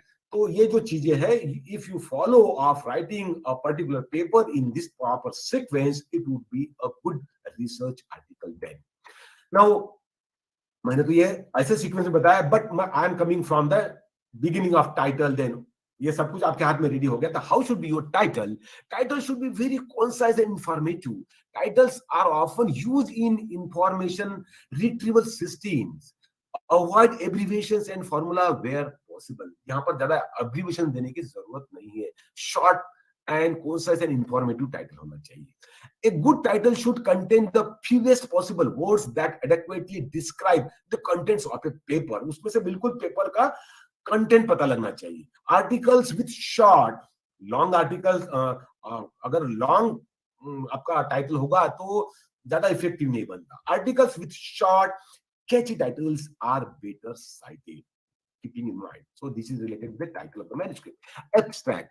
Tell readers through the abstract. हम ये summary लिख रहे हैं. Tell readers what you did and important findings. Advertisement of your article. हम आपको आपका जो article आपने जो लिख के रेडी लिखा है, summary के थ्रू आपको एडवर्टाइज करना है. What is included in your topic? Okay, that is advertisement. One paragraph, 50 to 250 words. Often है ये. Be accurate and specific. बिल्कुल परफेक्ट होना चाहिए वो. A clear abstract will strongly influence if your work is considered further. ठीक है, clear abstract होना चाहिए. The example like what has been done. हमने क्या किया, एक पैराग्राफ में आएगा. Then what are the main findings? Second one. That's all. This is the good abstract for a particular paper to be published in a good journal, right? This is an example. You can understand. So I'm going fast a little bit because of it is 12:30.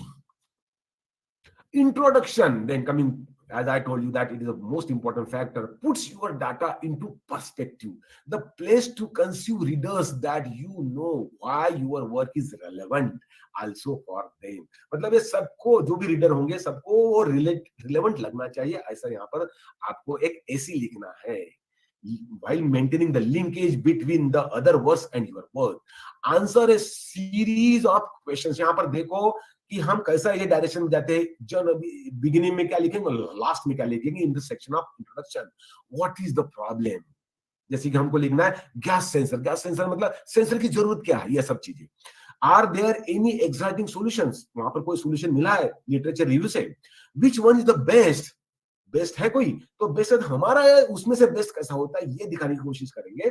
What is it's main limitation. ऐसे मैंने बताया उनके सब limitation lag behind वो सब दिखना है. How do you hope to improve और कंट्रीब्यूट टू दिस. ये सब आपको इंप्रूव करके यहाँ पर अपने पेपर में कंट्रीब्यूट करना है. सो ये जर्नल से स्पेसिफिक के बारे में जाना है. Journal, you have to start the introduction in general way and go in the last paragraph of your introduction very specific, right? Then methods experimental section. So methods includes all important details so that the reader can repeat the work. आपको ये देना है कि जो reader रहेंगे, जो site करने वाले आपके पेपर को, उनको समझ में आना चाहिए. they can repeat that particular work. मतलब उनको वो एक एग्जांपल के तौर पे अंडरस्टैंडिंग के हिसाब से एक्सपेरिमेंटल वर्क होना चाहिए. Details that were previously published can be omitted. जो पहले किया होगा उनको बिल्कुल ओमिट करना है हमको, but a general summary of those experiment should be included, उनसे हमको एक समराइज करना है, लेकिन एज पहले वाले एक्सपेरिमेंटल सेक्शन जिसी का होगा उसका एज इट इज नहीं लेना है।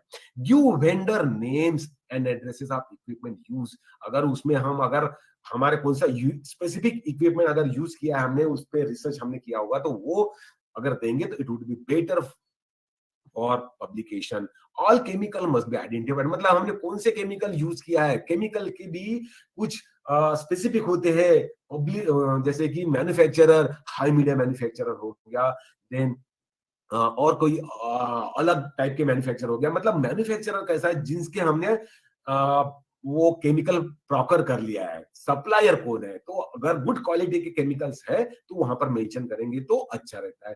Present proper control experiment, avoid adding comments and discussion, वहां पर ज्यादा कमेंट्स और डिस्कशन करने की जरूरत नहीं है। Consider use of supplementary materials, document, spreadsheet, audio, video, ये सब अगर वहां पर हम देने की कोशिश करते हैं तो अच्छा रहेगा मेथड्स एंड एक्सपेरिमेंटल सेक्शन में।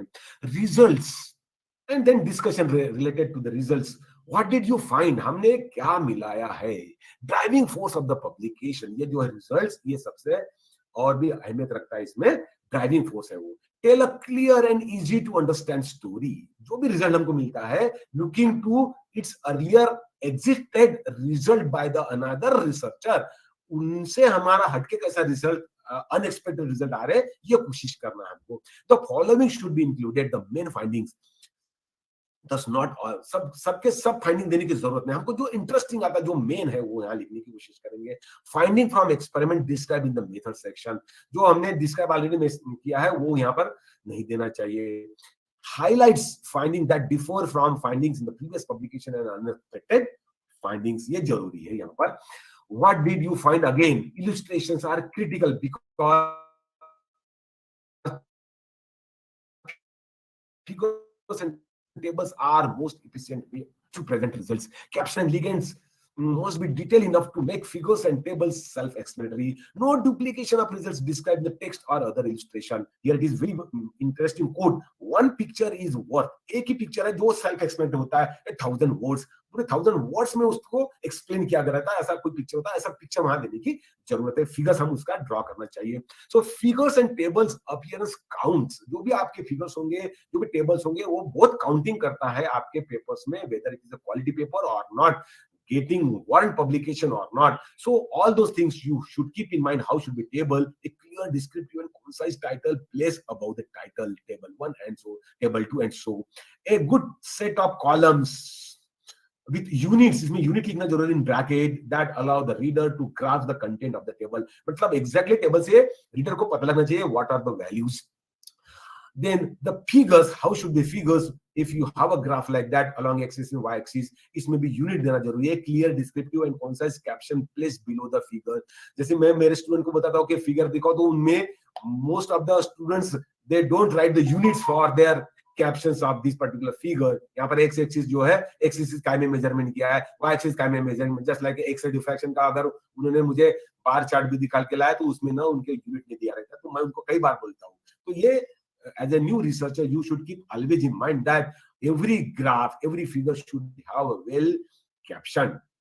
High quality image with good resolution and appropriate size, which good resolution means acceptable is around 300 dpi, but your figure should be more than 300 dpi. I always tell my students that you should prepare the figures around 600 dpi so that the quality of the figures will not be blurred when it is getting published in the journals. Bar graph, histograms, maps, plots, etc. can be included. It would be highly cited related with that. Discussion, the results, discuss what do the results mean. So here you get the chance to sell your data. मतलब sell मतलब हम बेच नहीं रहे हैं, यहाँ से हमको क्वालिटी ऑफ पब्लिकेशन करना, quality of your papers to be publish. तो ये माध्यम से हम देखते हैं कि जैसे कुछ हमको बेचना है तो हमारी क्वालिटी कैसी होना चाहिए। Many manuscripts are rejected because of discussion is very thick. अगर हमारे पास रिजल्ट अच्छे है लेकिन हम उसको डिस्कस नहीं कर पा रहे, उसको इंटरप्रेट नहीं कर पा रहे रिजल्ट, तो most of the manuscripts getting rejected, right. So you should be very much cautious about the discussion part of your good result. Check the following. how do your results relate to the original question or objectives outlined in the introduction section? Do you provide interpretation for each of your results presented? Are your results consistent with what other investigators have reported, or are there any differences? Why? All those things you have to mention clearly. Are there any limitations? Does the discussion logically lead to your conclusion? Do not. What you should not discuss, make statements that go beyond what the results can support. ऐसे कुछ हमको sentences नहीं देना चाहिए कि कोई इसका support नहीं अपने result के साथ. Suddenly introduce new terms and ideas. मतलब उनका कोई relevance ही नहीं है, ऐसे कोई words हम उसमें use कर सकते हैं. So don't be included in your results discussion section, right? Conclusion, as I told you at the beginning, that do not summarize the paper. इसमें कैसा है, summarize करने के लिए हमारे पास वो जो abstract है, हम abstract में summarize करते हैं, लेकिन conclusion में केवल summarize नहीं देते. Present what have you shown and what it means for the field. वो दिखाना है. Suggest future experiment. अगर हम दिखा सकते हैं हमने जो किया उससे future क्या होने वाला है, and indicate whether they are underway. अगर वो future भी हम अभी next publication में हम उसको use करेंगे, ऐसा अगर दिखाएंगे तो it would be very better as a conclusive remark for your paper. Avoid bold judgment about the impact. वो नहीं देना है. References of your paper, how should we get them right? So cite the main scientific publications on which your work is based. तो हमको cite देना है, क्यों तो ये reference के ही base पे किसी का वर्क साइट होता है, किसी को गुड साइटेशन मिलते हैं. तो वो रेफरेंसेस हम बिल्कुल सिंपल इसमें नहीं जाना चाहिए. We have to check that referencing style of the journal guide और ऑथर्स में दिया रहता है कि हमारा स्टाइल कैसे होना चाहिए. The spelling of author's name, the year of publication, ये सब हमको क्लियर देना चाहिए. क्यों तो क्या है कि जो रेफरेंस में हम लिखते हैं वो साइटेशन होता है, उनके नाम गलत नहीं होना चाहिए. पंक्चुएशन यूज, ये सब स्टाइल होती है रेफरेंसिंग की. उसमें पंक्चुएशन कौन सा दे, कॉलम देना है, सेमी कॉलम देना है, बिल्कुल perfect as it is as per the instructions given by the journal in the guide for authors. You have to follow all those things because through the references the citations of their work would be done accordingly, right?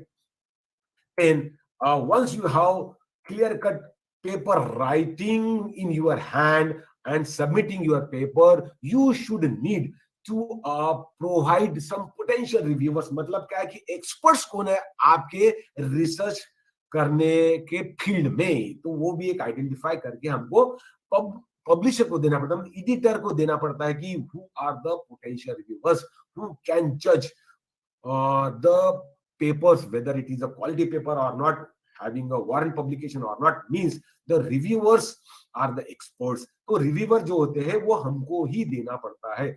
ये जरूरी नहीं कि हमने जो दिए है उनके ही पास वो पेपर जाएगा रिव्यू करने के लिए, but always editors ask who are the potential reviewers, and here you should follow the potential reviewers name to be given to the editors at the time of submission.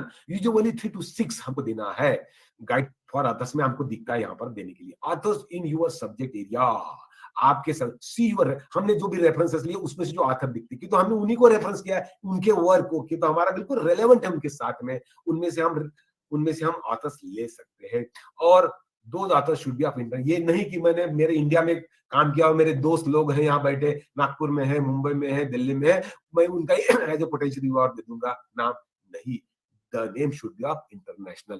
तो हो सकता है मेरे international भी दोस्त लोग होंगे, लेकिन they should not be your collaborator, they should not be your friend. मतलब एक डेटाबेस के थ्रू एडिटर को पता लग जाता है कि ये potential reviewer whether they are your collaborator, friends, national और नॉट. तो अगर नहीं है तो वो उनको भेजेंगे, और है तो वो उनको रिजेक्ट करेंगे. So these are the necessary things you have to submit and you have to provide at the time of submission of your paper.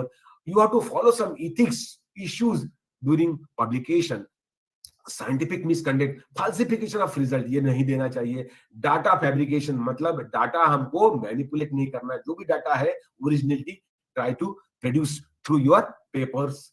Publication misconduct क्या है? प्लेगरिज्म, सेल्फ प्लेगरिज्म भी नहीं होना चाहिए. Different forms severities should be considered, taken into account for the ethic issues. The paper must be original to the authors. In appropriate identification of को authors, ये बहुत जरूरी है। हम हमारे इसमें को ऑथर्स भी लिखते हैं, तो कौन से को ऑथर्स होना चाहिए?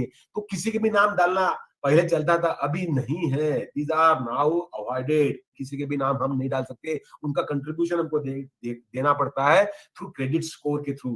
तो ये जो है डुप्लीकेट सबमिशन भी होता है, डुप्लीकेट पब्लिकेशन भी होता है, inappropriate acknowledgement of prior research and researcher, conflict of interest, मतलब कि हमको डिक्लेयर करना पड़ेगा that declaration of conflict of interest, you have to click here in this box.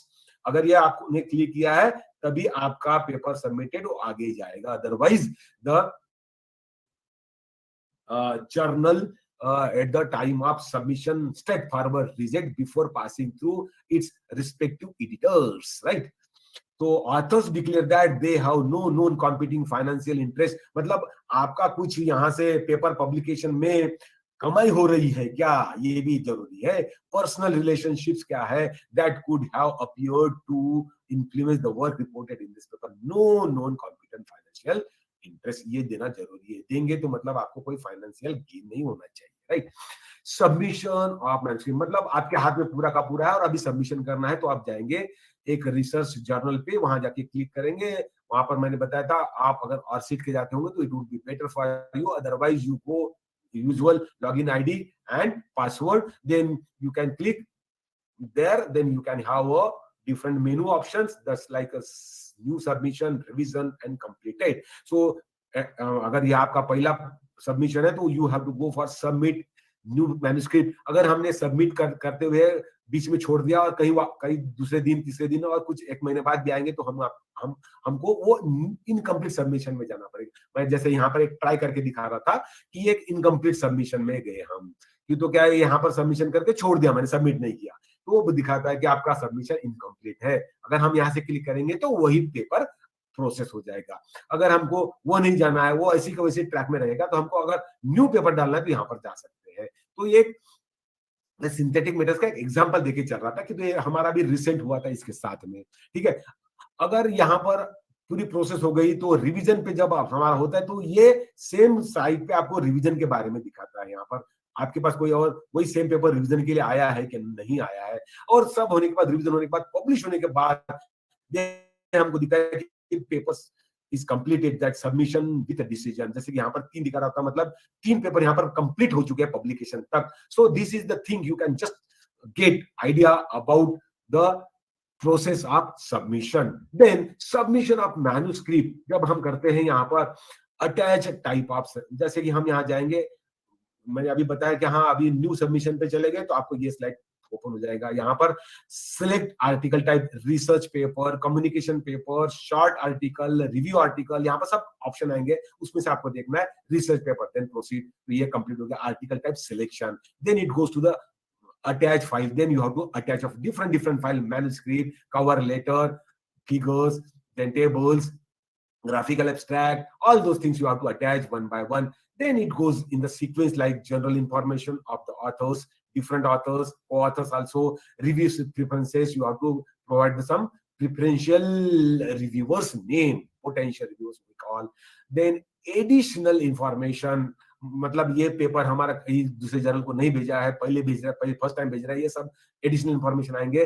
Then you have to provide some comments that whether it is the it would be then building up PDF, मतलब ये correct है कि नहीं है, आपको यहाँ पर comments भी देना है। Then manuscript data, so here आप देख सकते हैं कि data is available in your manuscript central, that is editorial manager center. Okay, so this is the way of submission of your manuscript in a good journal. Then the review and editorial process कैसी होती है? So you are an author submitting to the journal. Here there is a editor, chief editor, who controls the entire process right from beginning of the submission of your manuscript up to the manuscript published. Okay, everything is controlled by chief editor. So here ये publisher के team के पास जाता है, editor screening team, यहाँ पर है editorial screening team, वो पहले सबसे पहले स्क्रीन करती है, मतलब आपका टाइटल कैसा है, क्या कैसा है, एट द बिगिनिंग आपकी इंग्लिश कैसी है पेपर की। अगर उनको अच्छा नहीं लगा तो स्ट्रेट फॉरवर्ड रिजेक्ट, राइट। उनको वो जब थोड़ा बहुत अच्छा लगा, they send your paper two the associate editor. Associate editor के पास में जाने के बाद वो एक साइंटिफिक एक्सपर्ट होता है, वो फिर से चेक करेगा, उसमें से लगेगा आपको ना एब्स्ट्रैक्ट धड़ है, वहां से कुछ वारंट पब्लिकेशन के हिसाब से नहीं है, something is wrong related to the paper at the beginning, straightforward it rejects, right? अगर थोड़ा बहुत उसको लगता है कि चलो ये पेपर अच्छा है, वो कुछ रिवीजन के थ्रू भी हो सकता है, माइनर रिवीजन है, मेजर रिवीजन है, तो वो एसोसिएटेड एडिटर एकेडमिक एडिटर के पास जाएगा, मतलब एकेडमिक मतलब पर्टिकुलर फील्ड के पास जाएगा एडिटर। एसोसिएटेड कहते हैं इन जनरल है, वो केमिस्ट्री का बैकग्राउंड है, फिजिक्स है, मैथमेटिक्स है, मेडिकल बैकग्राउंड है, सब कुछ होता है। अगर वो जर्नल साइंटिफिक फैटर्निटी से है तो ठीक है।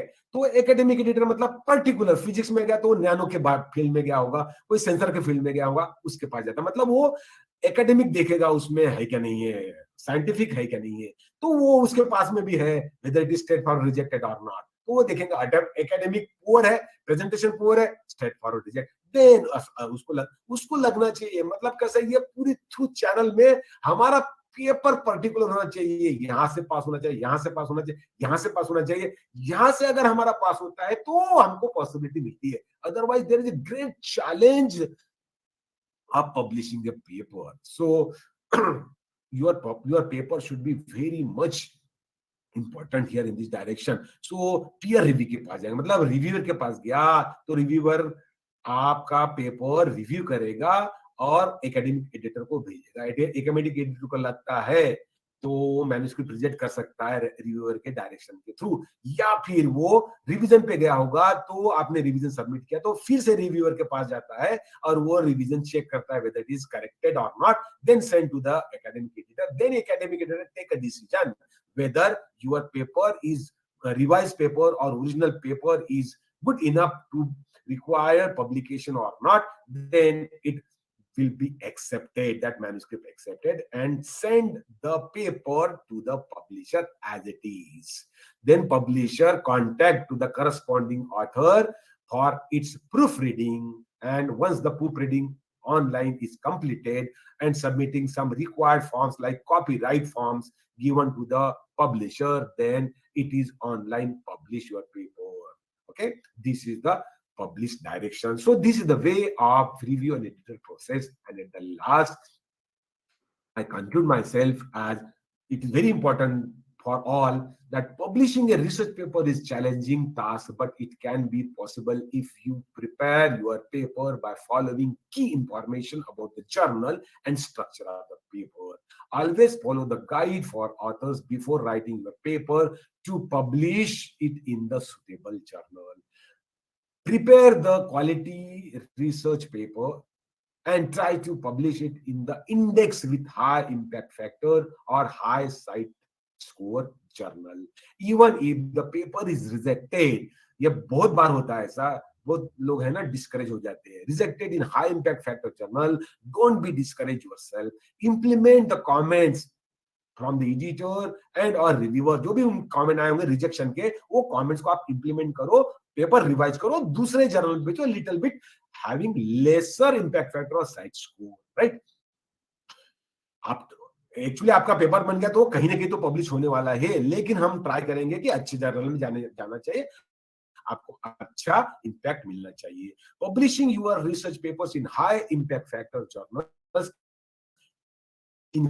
increases your impact in research community and accordingly your API score, that is academic performance indicator score, which is well required for promotion through career advancement scheme, especially for those who are working as assistant professor, associate professor in the university or affiliated college of the university, where they are really needed to increase their API score, which can be really increased if you try to publish your paper in the good impact factor. That's all I think related with that. Thank you very much for your kind attention. Thank you sir. सबके लिए 2 लाइनें बोलना चाहूंगी. जितना बड़ा सपना होगा उतनी बड़ी तकलीफें होंगी, और जितनी बड़ी तकलीफें होंगी उतनी बड़ी कामयाबी होगी. सबके लिए था.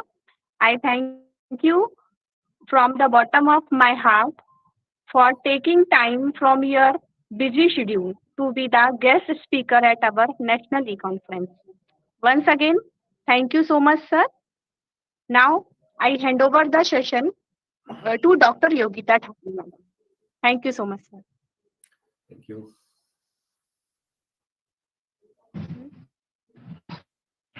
Thank you, Sarita.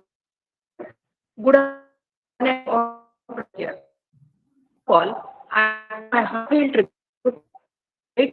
founder of Yeshma Rural Society.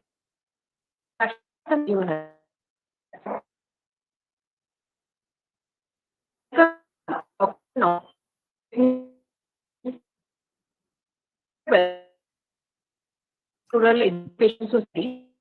Yogita madam आपका आवाज नहीं आ रहा है, not Audible. Yogita madam, Yogita madam, आपका कुछ नेटवर्क इशू है तो प्रॉब्लम हो रहा है आवाज का। किसी की कोई क्वेरी हो तो सर से आप पूछ सकते हैं। किसी के कोई question?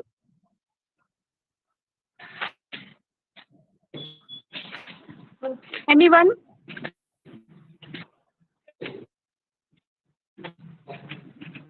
Anyone?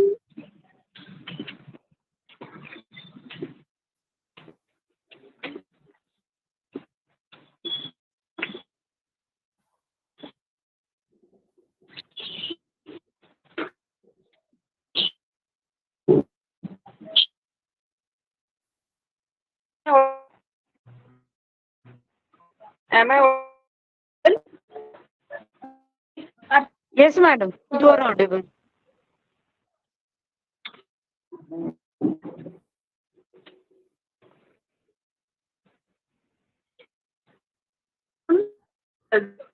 First of all, I think my tribute to late Shri Baburao Deshmukh, Chairman, Citation, Society, Retraction Guideline. Dr. Thackeray, welcome you all. Office session 2. Honorable Shri Virbhav Deshmukh, Chairman, Rural Education Society, Wardha. Honorable Dr. Deshmukh, sir, Principal Mahagar, Head and Reception of Today Conference. Before you I will introduce today's person, Dr. Mahir Madam. Presently, work as a two-state process and information Maharaj.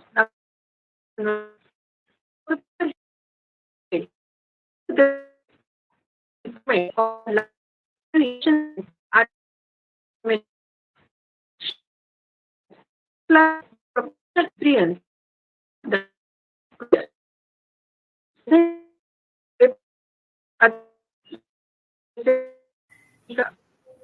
She has reduced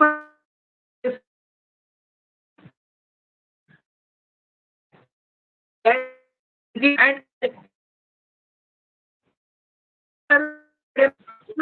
research supervisor is राष्ट्रसंत Tukdoji Maharaj, Nagpur University, and Sant Gadge Baba, Amravati University. Under her guidance, 70 students have been awarded PhD. She has guided 34 MPhil dissertations. She has completed many more international research projects. She has author of 5 books and edited 11 books. She has awarded with Emerald India Elias Research Fund Award, UK, Best Citizen of India Award, TV Varghese Best Paper Award, Granth Mitra Puraskar for research and special contribution in library information science, and Shikshan Ratan Puraskar. Now, this is a time to encourage the spirit of next researcher. I would like to invite Dr. Mangala Hirwade Madam to deliver a talk on plagiarism. Madam, please. Thank you so much, Mangala madam. Yes, ma'am. Yes, madam. Am I audible? Yes, madam, you are audible. Okay. Yes, you are audible. Just a second.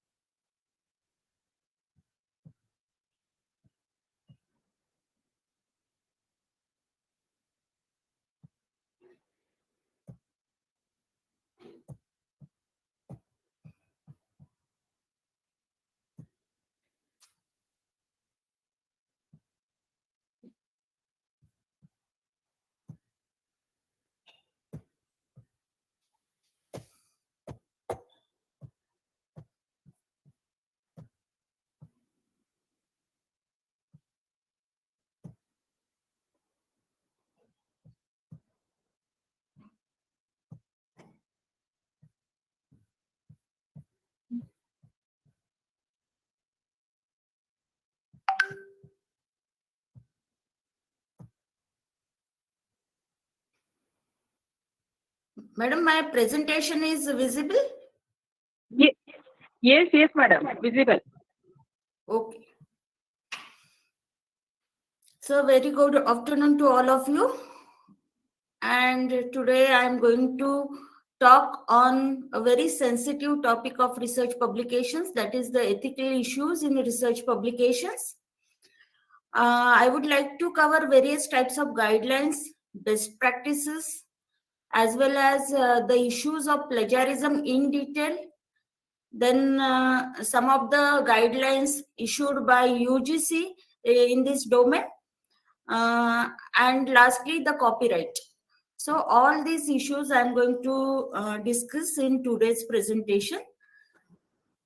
So let's start with the ethical issues in research publications. So as the previous resource person, Dr. Kondavar, has already given you some idea about the ethical aspects, research misconducts, then data manipulation and all. So while introducing the topic, I would like to highlight that publication is actually the final stage of research, and therefore it is a responsibility of all the researchers, and they should ensure that your research publications are honest, clear, accurate, complete, and balanced, and should avoid misleading, selective, and ambiguous reporting. Okay, and the journal editors, that is chief editor, associate editor, then academic editor, so they have the equal responsibility of ensuring the integrity of the research literature. Okay, see, when we talk about publication ethics, it is the responsibility of authors, it is the responsibility of reviewers, and of course, it is the responsibility of editors also.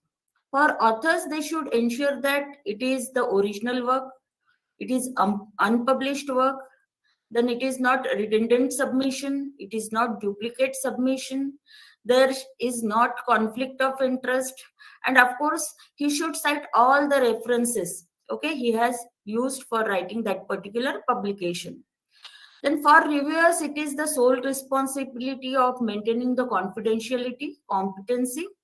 Then he should check that all the references given to all the cited works, okay, and of course for editors, they confidentiality and of interest issues should be solved. So these three persons are very, very important when we talk about publication ethics. Okay. Then research ethics also involves some broader points like honesty and integrity, protection of human subjects, care of animal subjects, then responsible publication, confidentiality, respecting the copyright and intellectual property rights, and objectivity. Now, this cycle of publication of a paper, that is peer-reviewed paper, is already explained by Professor Kondavar sir.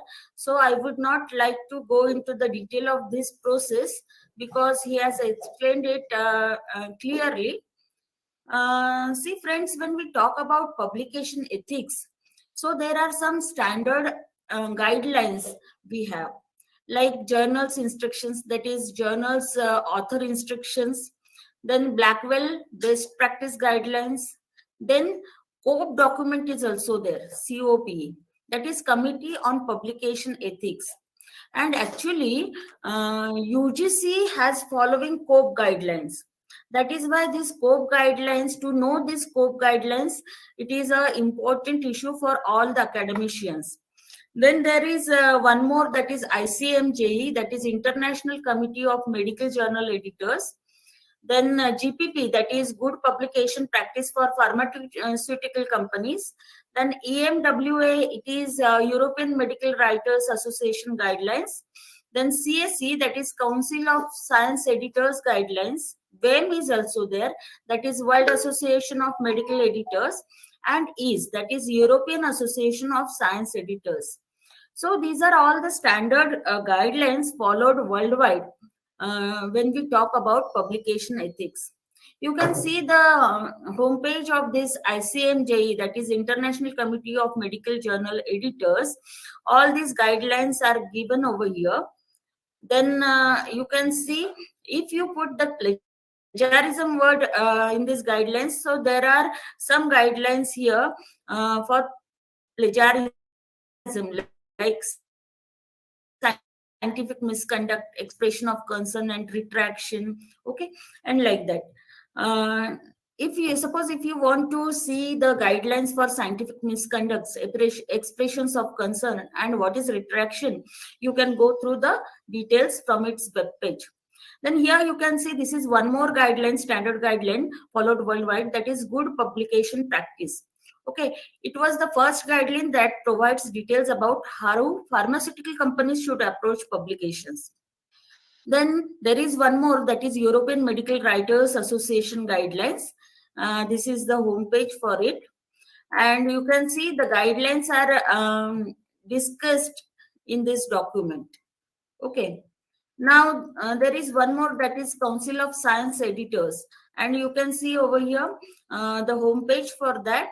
And here you can see this white paper on publication ethics, and it will give you the complete sketch of ethical guidelines. Okay, so this is the white paper, and you can download also this particular paper, and you can use for knowing the ethics of publication. Then WEM is also there, that is World Association of Medical Editors, and this is the homepage for that. And various guidelines and principles are given over here, that is ethics and professionalism, then for authorship, ghostwriting, and all. So all these basic guidelines you must know before you start your research. See, there are guidelines for conflicts of interest, then peer review processes and all. Okay, and this is that is European Association of Science Editors. This is the document. See friends, there are actually 4 basic principles, general principles of research ethics. The very first one is integrity, second one is respect, third one is good consequences, and fairness should be maintained. So these are 4 are the basic principles. And as per Norwegian National Committee for Medical and Health Research Ethics Guidelines for research, you can see quest for truth, academic freedom, quality, voluntarily informed consent, confidentiality, impartiality, integrity, good reference practices, then institutional, social, global responsibilities, laws and regulations. So these are the different guidelines. Now, there are some best practices followed in publication ethics. I would not go into the detail of each practice, but I would just like to narrate the 16 best practices in publication ethics. The very first one is transparency. The second one is authorship and acknowledgement. जैसे कोंडावर sir ने भी कहा कि when you write the co-authors, किसी भी के भी नाम आप नहीं दे सकते हो, आपको उसमें हर एक का contribution अभी देना पड़ता है. Okay, so this best practice is very, very important to know about. Then collecting the authorship information, attributing authorship to a group. If the research is done by a team of people, तो उनको authorship कैसे attribute करना, उसकी भी कुछ best practices होती है research ethics में. Then how to treat the multiple publications, that is also a very important thing to know. Then promoting research integrity, and then if a clinical trial is used, then registration should be that is also the best practice. Then protecting the rights of research participants and subjects, respecting confidentiality, respecting cultures and heritage, informing readers about research and publication misconduct. Okay. Then you can also see the next one is publishing work from the journal's own staff. Then to maintain the timing of the publication, conflict of interest you should disclose. Then supplements and other funded publications. like special issues. And last but not least, protecting the intellectual property towards the owner. Okay, so these 16 are some of the best practices followed in research publications. Now I am coming to the particular topic which is assigned to me, that is misconception about plagiarism and copyright. Okay, so I'm going to deal with these two topics in detail. So the biggest misconception about plagiarism is that it is synonymous with copyright infringement, but it is not so. Okay, there is a difference between plagiarism and copyright. Plagiarism means when you don't say where to you took it from. मतलब आपने कहीं से तो भी उसको उठाया है, लेकिन आप उसका जो ओरिजिनल सोर्स है वो छुपा रहे हो. That is plagiarism, and it deals with moral aspect. Then what is copyright infringement? See, we have a sound copyright platform. We have a copyright act. Okay, so when you take it without permission, means आपने copyright का violation किया है. The work is copyrighted and you have copied that particular work without the permission of the copyright owner. So it is purely a legal aspect. So plagiarism deals with moral aspect while copyright infringement deals with legal aspect. See here, the overlapping portion is there. This is the case of plagiarism also and infringement of copyright also. Means when you take it without the permission of the copyright holder and pass it off as your own work. This is the meaning. So there is a difference between the two concepts, that is copyright and plagiarism. Okay. Now, first, I would like to tell you how to use the copyrighted works for our research purpose. See, whenever see this symbol of copyright, see copyright statement, what does it include? It includes this symbol and also the year the work was first published, कौन से साल में वो first publish हुआ है, and who is the owner, whether it is individual ownership or it is institutional ownership. तो ये जब आप लिखते हो, it becomes the statement of copyright.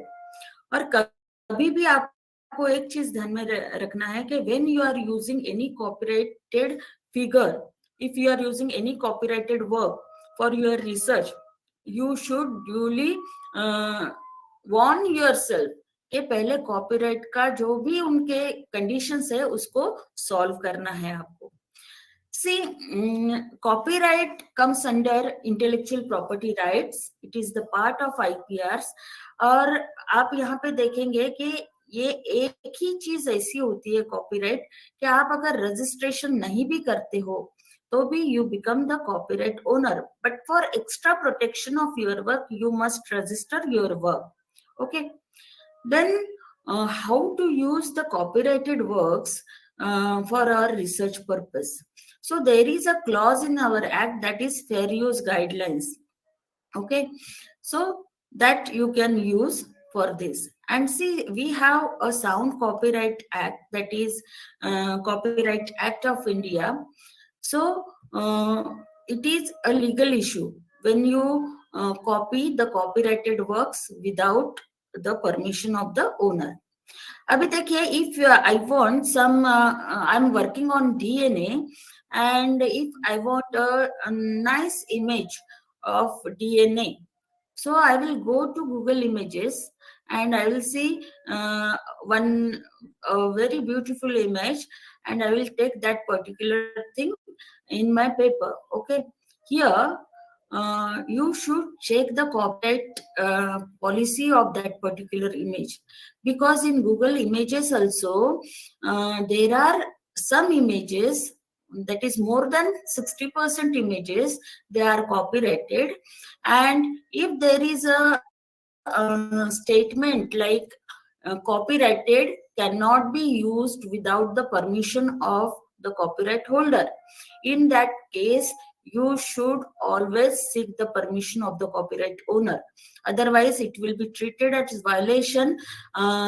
In that case also you have provided the full reference to it, you have cited it then also, because in that statement, they have clearly mentioned that you should take the permission of the copyright owner. Okay. See, our first act of copyright, it was in 1914, followed by 1957 Act, and there are some amendments also time to time. Now, what copyright is actually? Copyright is a form of intellectual property law protecting your original works. It includes literary, dramatic, musical, and artistic works. Okay, and it does not protect facts, ideas, systems, and methods of operation. See here, it does not protect facts, ideas, systems, and methods of operation. Now, to get the work copyrighted, there are two basic things required. The first one is it must be your original work, and second one is it must be fixed in a tangible medium of expression. Means आपका original work होना चाहिए वो, और वो मूर्त स्वरूप में होना चाहिए. Okay, that is actually the copyright requirement. Now, what copyright protection covers? It covers reproduction, distribution, adaptation, display and performance. इसके rights आपके पास में reserved होते हैं. Okay. See, this is actually our the homepage of our copyright office, which is situated at New Delhi. Okay. और यहाँ से आपको copyright के बारे में जो भी कुछ information चाहिए, authentic information, you will get from this particular website. And suppose if you want to make copyright of your publication, then you will have to follow all these steps, okay, legally. And there is different fee structures for getting the artistic works copyrighted.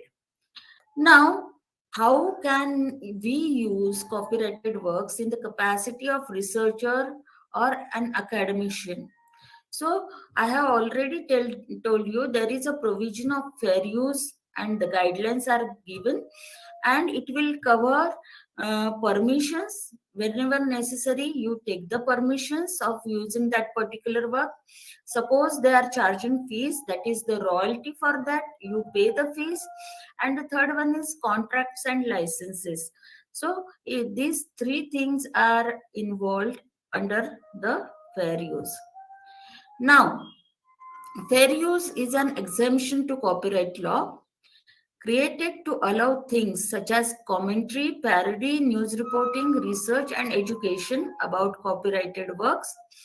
और fair use के अंतर्गत आप बिना permission लेके और बिना payment करके आप उसका यूज कर सकते हो. But it does not allow use of the entire work. It does not allow use of any part of another's work without attribution. So attribution देना बहुत important होता है. It allows you to use parts of another's copyrighted work, only small portions to be used without permission or charge. Okay.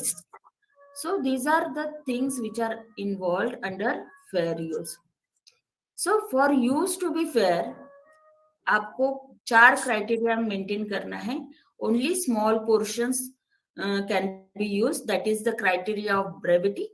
The second one is आपके पास में permission लेने जितना time नहीं है, that is spontaneity. तो आप उनको ईमेल डाल दो कि हमने सिर्फ नॉन कमर्शियल पर्पस के लिए और रिसर्च पर्पस के लिए only small portion we have used. और the use cannot deprive the creator or owners of income. देखिए क्यूमुलेटिव इफेक्ट में आप जो भी यूज कर रहे हो तो उससे उसका इकोनॉमिक जो लॉस है वो नहीं होना चाहिए कॉपीराइट ओनर का. सो आपका पर्पस दैट इज कमर्शियल और not commercial, then nature of use, then amount of copyrighted work used और इफेक्ट ऑफ दैट यूज, ये 4 क्राइटेरिया जो होते हैं वो फेयर यूज को डिसाइड करते हैं. Of course, as I have told you, for criticism, commentary, news reporting, teaching, scholarship, and research purpose के लिए under fair use you can use the copyrighted works. Okay. Now, this brevity criteria, that is only the small portions of copyrighted works can be used. तो उसके लिए small portions का definition कैसे करोगे? क्योंकि मेरे लिए स्मॉल पोर्शन का डेफिनेशन 1 पैराग्राफ हो सकता है, आपके लिए वो 1 पेज हो सकता है, किसी और के लिए 10 पेजेस हो सकते हैं. Then what should be the standard? तो एक इंटरनेशनल कॉन्फ्रेंस हुई थी फेयर यूज पे, और उन्होंने कुछ गाइडलाइंस, रिजोल्यूशंस दिए थे, जैसे 10% और 3 minutes whichever is less of a motion picture, then 10% or 1000 words whichever is less of textual material, then 10% or 30 seconds whichever is less of music. ठीक है, तो ये गाइडलाइंस उन्होंने इशू किए थे, जो ये पर्टिकुलर वेबसाइट जो आप स्क्रीन पर देख सकते हो, वहां से आप डाउनलोड कर सकते हो. देखिए, जैसे when the work gets copyrighted, तो उनको अंडर कॉपीराइट एक इकोनॉमिक राइट्स मिलता है. Means suppose if anybody is want to reproduce the things, publish the things, कोई ड्रामा है उसके ऊपर परफॉर्मेंस करना चाहता है, कोई उस किताब का ट्रांसलेशन करना चाहता है, तो the copyright owner can ask for fees in terms of royalties. तो इकोनॉमिक राइट्स आपको तो मिलते ही है, लेकिन there is one more bundle of rights which the copyright holder gets under copyright is moral rights. These are called as author's special rights.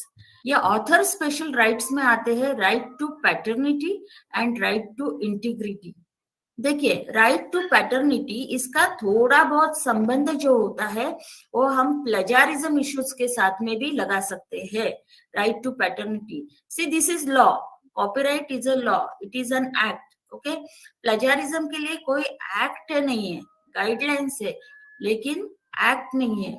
सो आप यहाँ पे ये particular portion of our act you can use for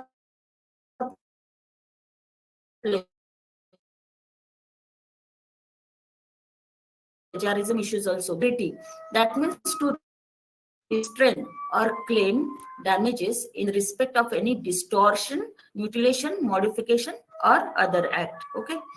अभी इसके लिए मैं आपको एक केस स्टडी बताना चाहती हूँ. It is the case study between Amarnath Sehgal versus union of India. देखिए, आप यहाँ पे देख सकते हो 1957 की ये बात है. ये जो अमरनाथ सहगल है वो ब्रॉन्ज के मूरल स्कल्पचर्स बनाते थे, तो उनको बुलाया गया और उनको एक काम असाइन किया गया, जो दिल्ली का विज्ञान भवन है तो उसको सुशोभित करने के लिए. Am I audible? Yes ma'am. Okay.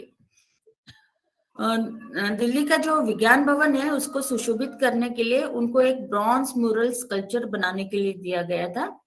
1962 में उन्होंने 40 फीट बाय 140 फीट का स्कल्पचर बना के दिया, वो वहां पे प्रस्तापित किया गया.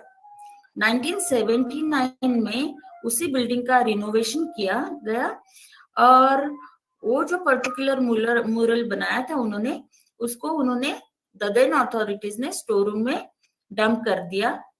लेकिन जब इनको पता चला वो चीज कि उनके कलाकृति के साथ में ऐसा बिहेव हुआ है, तो उन्होंने under moral rights of copyright उन्होंने डैमेज चार्जेस 50 लाख रुपीस का दावा किया. ओके. और कोर्ट ने कहा yes, moral rights of the artist are violated, और उनको वो डैमेज चार्जेस देके उनकी कलाकृति जो है उनको वापस की गई. So under copyright you also get this special rights, right. Now some 3 or 4 examples of copyright violation I would like to cover over here.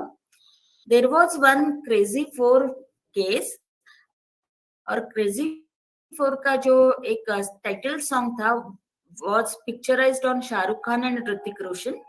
Actually उसमें पीस ऑफ म्यूजिक था जो राम संपत ने कंपोज किया था सोनी एरिक्सन मोबाइल के advertisement के लिए. ठीक है.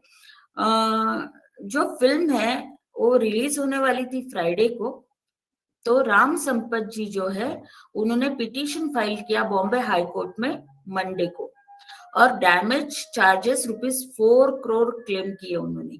ओके, कोर्ट ने भी कहा with this infringed piece of music the film can not be released. Okay, तो उनका आउट ऑफ कोर्ट सेटलमेंट हुआ इन 2 crores ऑन थर्सडे, और फ्राइडे को फिल्म रिलीज हो गई। See friends, this is actually the benefits of copyright. Okay, now there is one more very popular example, Harry Potter का। Harry Potter का copyright owner जो है वो है जेके रावलिंग्स एंड कंपनी, और उनके अगेंस्ट में था salt lake Durga Puja committee Kolkata. Controversy क्या हुई कि जेके रावलिंग का जो ये था हैरी पॉटर्स हॉगवर्ट्स कैसल, उस प्रकार का उन्होंने यहाँ पे पेंडॉल बनाए थे और हैरी पॉटर्स के हीरोज के चित्र लगाए थे, salt lake Durga Puja committee Calcutta. Okay, जब ये जेके रावलिंग को पता चला तो उन्होंने 20 लाख रुपीस डैमेज चार्जेस मांगे। ओके, कहां से? Salt lake Durga Puja committee से। यहाँ पे दिल्ली हाई कोर्ट का डिसीजन ये था कि see this is religious ceremony, the committee could continue with pandal till Puja and to file an undertaking stating that they would not use any character from the book without permission in future. Use of any characters will be subject to the prior permission of the author of Harry Potter. तब जाके वो issue solve हुआ। इसी प्रकार से देखिए, एक Hunter वाली फिल्म आई थी 1930s में, और उसमें जो कैरेक्टर था फियरलेस नादिया स्टंट वुमन का, वो कॉपीराइटेड था। उसके बाद में रंगून फिल्म आई 2016 में, जिसमें कंगना रानावत ने काम किया है लीडिंग रोल, और वो कैरेक्टर का नाम था जानबाज जूली। लेकिन इसके ऊपर कॉपीराइट कंट्रोवर्सीज हुई एक्चुअली वाडियास और विशाल भारद्वाज के बीच में, और उन्होंने कहा the costume, the character sketch, the style of walking, wearing a mask, a wig, being a stunt and using the phrase bloody hell, everything was copied from fearless Nadia character which was copyrighted. Okay, तो देखिए यहाँ पे 2 crore का bank guarantee देना पड़ा। The same case happened with Ghazni and फिडगनी, that is जो गजनी का Tamil version 2005 में आया था उसमें, और गजनी का हिंदी वर्जन 2008 में आया था। दोनों में टेम्पररी मेमोरी लॉस का केस था, और स्टोरी जो थी वो काफी कॉमन थी, तो इसमें भी कॉपीराइट इन्फ्रिंजमेंट का इशू हुआ था। See friends, when we talk about plagiarism and copyright, these two are different things, and this is copyright infringement is criminal offense, और उसमें imprisonment up to 3 years हो सकती है, but not less than 6 months, और आपका fine भी जो है 50,000 से लेकर 2 लाख तक हो सकता है। These are the punishments. Okay, और प्लेजारिज्म के क्या इश्यूज है वो हम देखेंगे। Now one more issue I would like to discuss today over here, that is Creative Commons. See, we are now getting open access literature on internet. बहुत सारे open access e-journals जो है वो आपको मिलते हैं, right? और ये open access platforms में भी there are some Creative Common licensing system is given, that is CC by then CC by NC, CC by NC ND, like licensing system is going on. देखिए आप यहाँ पे देख सकते हो, जो पब्लिक डोमेन होता है, यानी जिसके ऊपर कोई भी कॉपीराइट और कोई भी बंधन नहीं होता, उसमें आप देखेंगे कि पब्लिक डोमेन के लिए you can copy and publish, no citation is required, then commercial use आप कर सकते हो, modify, adapt कर सकते हो, you can change the licenses, but when it is CC by, तो आपको attribution required है, तभी आप ये सब चीजें कर सकते हो। by CC by SA, that is attribution share alike में आप you cannot change the license, then CC by ND जो है उसमें you cannot modify and adapt, बाकी सब आप कर सकते हो। CC by NC जो है तो उसमें देखिए आप सभी चीजें कर सकते हो except the commercial use of that document. Then CC by NC ऐसे जो है उसमें भी कमर्शियल यूज आप नहीं कर सकते हो and you can not change the licence.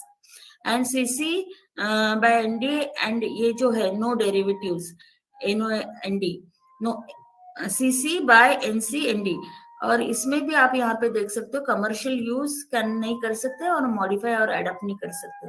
यानी ओपन एक्सेस लिटरेचर में भी if the owner wants that some restrictions to be applied on the literature or his creations, so there is a provision through Creative Commons licensing systems. With this copyright information, I am coming to the word plagiarism. What plagiarism is? Actually, plagiarism is the act of presenting another's works or ideas as your own. किसी और के काम को खुद का काम बताना. This is a simple definition of plagiarism. And the plagiarism word जो है, it has come from Latin plagiaris word और उसका meaning होता है kidnapper. So officially defining the word plagiarism means the plagiarism is the act of presenting the words, ideas, images, sounds, or the creative expression of others as your own. ठीक है, यहाँ पे देखिए words, ideas. If you are taking some idea but not the words, then also you should acknowledge. Okay, images, sounds. So ये आप करते हो तो plagiarism होता है. So plagiarism is a sort of intellectual theft. It is improper use of others' writings, ideas, artistic expressions. Then presenting the works of another as one's original works means Control A, Control C, Control V. पूरा के पूरा काम copy कर दिया. And fourth one is failing to credit another's intellectual property to them. मतलब आप citation नहीं दे रहे हो. यहाँ पे एक चीज और ध्यान में रखिएगा कि providing incomplete citation is also the act of plagiarism. Okay, ऐसे ही गूगल में सर्च करते वक्त एक इंटरेस्टिंग डेफिनेशन मिली मुझे प्लेजारिज्म की. दैट इज उन्होंने एब्रिवेट किया है उसको plagiarism. That is poor documentation, loose control, then act of demoralizing, G for getting poor reputation of the country, I for informing the wrong history, A stands for act of malpractice, risky literature, invisible referencing, then selecting horrific writing and meaningless paraphrasing. देखिए plagiarism दो प्रकार का होता है. The first one is knowingly done and the second one is accidental. कि कभी कभी हम कोट्स में डालना भूल जाते हैं, कभी कभी कोई एक रेफरेंस देना छूट जाता है, दैट इज एक्सीडेंटल. लेकिन नोइंगली जो होता है प्लेजारिज्म, वो उसको हम इंटेलिजेंट प्लेजारिज्म भी कहते हैं, जहां पे ऑथर स्पेशल एफर्ट्स लेता है कि ऐसा कुछ करे कि हम सॉफ्टवेयर में के इसमें ना आए, तो सॉफ्टवेयर के जो लिमिटेशंस है उसको एक्सप्लोर करते हैं. Right, so it is intelligent type of plagiarism. Of course, plagiarism काफी serious academic offense है. लेकिन पहले क्या होता था? पहले वार्निंग देके छोड़ दिया जाता था, रीसबमिशन मांगा जाता था, रिडक्शन ऑफ ग्रेड होता था, आपको बीइंग स्टूडेंट फेलियर घोषित किया जाता था. लेकिन अभी वैसा नहीं है. UGC has taken some serious steps to curb the plagiarism. See friend, this is just a filler in between. Boss कहता है सबऑर्डिनेट को कि प्लेजारिज्म का एक रिपोर्ट बना के लाओ, और बंदा जाता है गूगल पे और प्लेजारिज्म का ही प्लेजराइज रिपोर्ट बना के लाता है. बॉस कहता है you have copied all this from the internet. तो ये आज का जमाना है. There are various types of plagiarisms. The first one is word for word, means डिक्टो. आपने जस्ट वैसे के वैसे उसको कॉपी किया और पेस्ट किया, that is called as direct plagiarism. दूसरा होता है मोज़ेक. तीसरा होता है थिसॉरस. देखिए one more thing you must know what thesaurus offers you. Thesaurus आपको जो भी कीवर्ड्स होते हैं, डिस्क्रिप्टर्स होते हैं, उसके broader terms, narrower terms, related terms एक जगह लाके रखते हैं. And this is a very important tool for getting the thing paraphrased. Effective paraphrasing करने के लिए ये इफेक्टिव टूल है.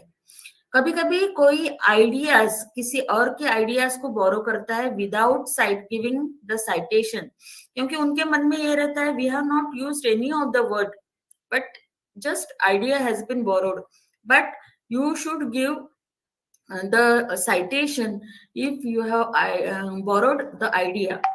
Then authorship is also there. Self citation is also included. जैसे मेरा थीसिस है, उसी में से मैंने 3 पेपर निकाले, 4 पेपर निकाले, ठीक है, लेकिन प्रीवियस जो मेरे पेपर्स पब्लिश हो चुके हैं जहां से मैंने थोड़ा बहुत डेटा दूसरे पेपर में लिया है, I have not given the citation to my own paper, तो ये भी गलत होता है. It is also one type of plagiarism. देखिए, डायरेक्ट प्लेजारिज्म कभी नहीं, मतलब होना ही नहीं चाहिए. It is against the ethics of publication. जैसे you are completely copying control A, completely pasting in your paper without giving the name. Attribution दिए तो भी वो गलत है और attribution नहीं दिए तो भी वो गलत है. So don't go for direct plagiarism. There is mosaic plagiarism, that is patchwork plagiarism. It is the second kind of plagiarism you find in different documents. इसका मतलब क्या है? This occurs when the plagiarizer borrows the phrases and clauses from the original source and weaves them into his own writing. ठीक है, कहीं से phrases उठाता है, clauses उठाता है और वो weave करता है अपने खुद के पेपर में without putting the phrases in quotation mark and without giving the citations to the author. That is called as plagiarism of patchwork type. Okay. Then paraphrasing may be जैसे if you are reconstructing the sentences by using various tools like thesaurus and your own vocabulary. Okay. लेकिन जब तक वो paraphrasing systematic manner में नहीं होता है ना, वो effective manner में नहीं होता है, तो poor paraphrasing is also the act of plagiarism. Now, कभी-कभी क्या होता है, हम हमारे प्रीवियस पब्लिश्ड पेपर से कुछ पोर्शंस उठा के हमारे दूसरे पेपर में लेते हैं विदाउट साइटिंग और फर्स्ट पेपर. सो ये सेल्फ प्लेजरिज्म का इश्यू है और इसके लिए UGC has given one notification. मैं आपको वो 1-2 स्लाइड के बाद में दिखाना चाहूंगी. देखिए, अभी आप देखेंगे कि during the period of lockdown, that is on 20th April 2020, UGC has issued one public notice regarding text recycling. UGC has used text recycling keyword for self-plagiarism. And text recycling word is originally used by COPE guidelines. जैसे कि मैंने आपको starting में कहा था, there are some standard guidelines. उसमें से एक गाइडलाइन है COPE, that is Committee on Publication Ethics. It is UK document. Okay, तो आप यहाँ पे देख सकते हो UGC has taken this terminology, that is text recycling, from COPE document. क्या कहती है ये public notice? It is saying that reproduction in part or whole of one's own previously published work without adequate citation and proper acknowledgement and claiming the most recent work as new and original for any academic advantage amounts to text recycling, that is self-plagiarism, and is not acceptable for research documents. UGC has issued clear guidelines. It says that text recycling includes 1. Republishing the paper without citation, publishing small work from longer and previous work without citation, reusing the data. See, this is also very important. Reusing the data already used in some of your publication without giving citation. Then breaking up longer study in smaller section and publishing as a new without citation, and paraphrasing of previous work without due citations. तो ये 5 चीजें उन्होंने define की है under self plagiarism. Okay, सो आपको बहुत ही cautious रहना है when you use the already published data in your previous papers in your new paper. Then what are different steps UGC has taken for prevention of plagiarism in India? So UGC has given minimum standards and procedure for award for MPhil and PhD degree issued on and it was issued on 1st January 2009. देखिए 2009 के बाद में ये जो प्लेजारिज्म issues है वो बहुत सारे सामने आने लगे हैं. ओके, क्योंकि जून 2009 में हमारा कैस के गाइडलाइंस आए टीचर्स के, और एक चीज आप ध्यान में रखते हो, एपीआई सिस्टम आया. दैट इज उन्होंने क्वांटिटेटिव बना दिया उसको, आपको ये काम करेंगे तो इतने मार्क्स, ये काम करेंगे तो इतने मार्क्स. ओके, सो यूजीसी ने ये मिनिमम स्टैंडर्ड्स और प्रोसीजर्स दिए 2009 में, और उन्होंने एक और चीज मैंडेटरी किया, दैट इज आपका थीसिस एमफिल का हो, पीएचडी का हो, उसका प्लेजरिज्म चेक होना चाहिए और वो शोधगंगा वेबसाइट पे अपलोड होना चाहिए. ये इंपॉर्टेंट मैंडेटरी गाइडलाइंस उन्होंने दिए. As you all know, this is the page of Shodhganga, and Indian universities से जो भी थीसिस अवार्ड होता है उसका फुल टेक्स्ट आपको यहाँ से फ्री ऑफ कॉस्ट मिलता है. Okay, and you can see the recent numbers, that is it is giving access to more than 2,70,000 full text thesis, 7,600 synopsis, 440 universities are contributing, and 511 universities have signed the MOU. And what are the different steps UGC has taken for this prevention of plagiarism in higher education research? So in 2014-15, InflipNet has given access to 110 universities for authenticate and Turnitin. See, authenticate and Turnitin, ये जो दो चीजें हैं वो these are plagiarism detecting softwares, these are commercial softwares. और जो भी शोधगंगा के साथ में जो भी यूनिवर्सिटी एमओयू करती है उनको उन्होंने फर्स्ट फेज में ऑथेंटिकेट और टर्निटिन सॉफ्टवेयर दिए. उसके बाद में 2015-16 में इनफ्लिपनेट प्रोवाइडेड उर्कुंड, फिर उन्होंने नेक्स्ट ईयर उर्कुंड नाम के सॉफ्टवेयर पे शिफ्ट किए. देन सितंबर 2019 में उन्होंने पीडीएस उर्कुंड 1000 हायर एजुकेशन इंस्टीट्यूट्स को दिए. And in September 2019, MHRD has launched PDS शोधशुद्धि. ये पोर्टल लॉन्च किया गया जिसका इनफ्लिपनेट नोडल ऑफिसर के रूप में काम करता है, शोधशुद्धि.